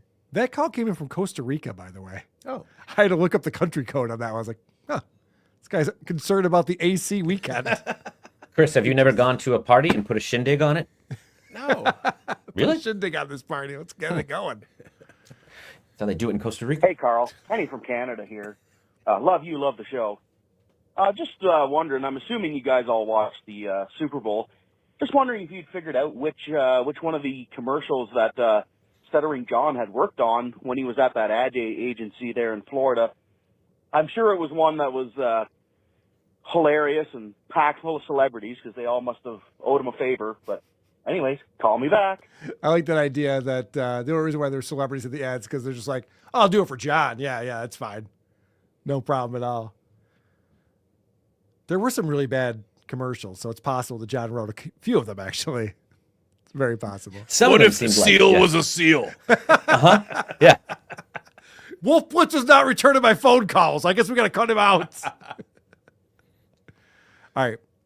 Tom Myers calls into the show. Oh. This is exciting for me. We've had celebrities call in before, Barack Obama, the list goes on. But Tom Myers, this is special. It goes on a little too long, but I think I might allow it. You guys tell me if we need to cut it. Hello, and welcome to Tom Myers versus the rest of the world. Donald Trump is now the 47th president of the United States, which, that probably means that he's got a low IQ of 19 because he probably flunked college and that he could not stop the California wildfires. Good one. I bet Donald Trump is going to go out in a blaze of glory. Oh. The Paris Olympics happened last year, and it's probably because Donald Trump is going to make COVID-19 happen, along with the bird flu. If I were one of these liberal Democrats, I'd try to fly away from Donald Trump, and then if he's going to be in the hospital, the doctor's going to have to pull the plug on him. This guy's great. I know. How do you turn this phone call off? I'm driving right now, and I don't know how to turn this call off. Hang on a second. Let me find it. This is Tom Myers, still on the phone. Am I on the phone? Wait. Oh, crap. Oh, crap. It's still Tom Myers. Nailed it. Well done. Amazing. That went way over the limit, but I'm going to allow it just for this one time because it's Tom. Tom's amazing. This one goes out to you, producer Chris. Uh-oh. Hey, when producer Chris said Dave's not here, man, when talking about Rob Saul and him being out of it, did anybody fucking get that? Yeah. I love producer Chris. It's getting rich around. All right. All right. Is that your Cheech and Chong reference? Yeah. You didn't get enough credit for? I'm not even a fan of Cheech and Chong. I know you hate them. We've talked about this. All right. D-Lux will finish things up for us here. Carl Deluxe. I think Adam, obviously, all the WATP audience likes him. He's a great addition, super smart, all that stuff. Now, if he really wants to ingratiate himself to the WATP audience, tell us about adrenochrome. How much have you had? How much does Hillary use? Tell us about all the Hollywood weirdos and all the weird shit they do, and everybody will like you even more, you Holly weirdos. All right. What about Diddy's Freakhouse? How many did you go to? Never been to one. Oh, see, Never been to one. That's what someone who's been to a bunch of them would say. Yeah. But what did he say? He said, "Tell us about the adrenochrome." What's that? That's like that shit that the elites have to live forever. Oh yeah, it works great. Become Yeah, youthful. They just deliver it. It's the milk they send. Yeah, it's really good. It's really good. I think they get it from dead babies or something. Jay Wolfenstein, $5 says, Adam, I play D&D with some Buffy fans. As a villain, do you think I should kill their characters this weekend? Yeah, go for it. There you go. Why not? You got his blessing on that one. All right. Seems like Annie is out of here. I don't blame her. Things have gone long. Things have been running on way too long. Adam, you're fantastic. Thank you so much. Thank you for being here. Always a great time having you. Even though we had technical issues, I hope you'll have me back next week and we can do this again. This is so much fun. We most certainly will, and we'll get that fixed. We'll get that figured out. I got to go. Bye. I got to go. I got to go. I got to go. I got to go.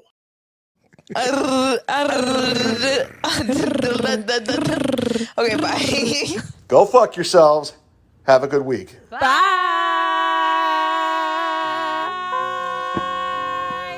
A plane has hit. I rewatch iCarly. Boom. Fuck his mom. Boom. Man, that was a good episode. That was a good episode. I enjoyed that. Okay, bye. I have a life.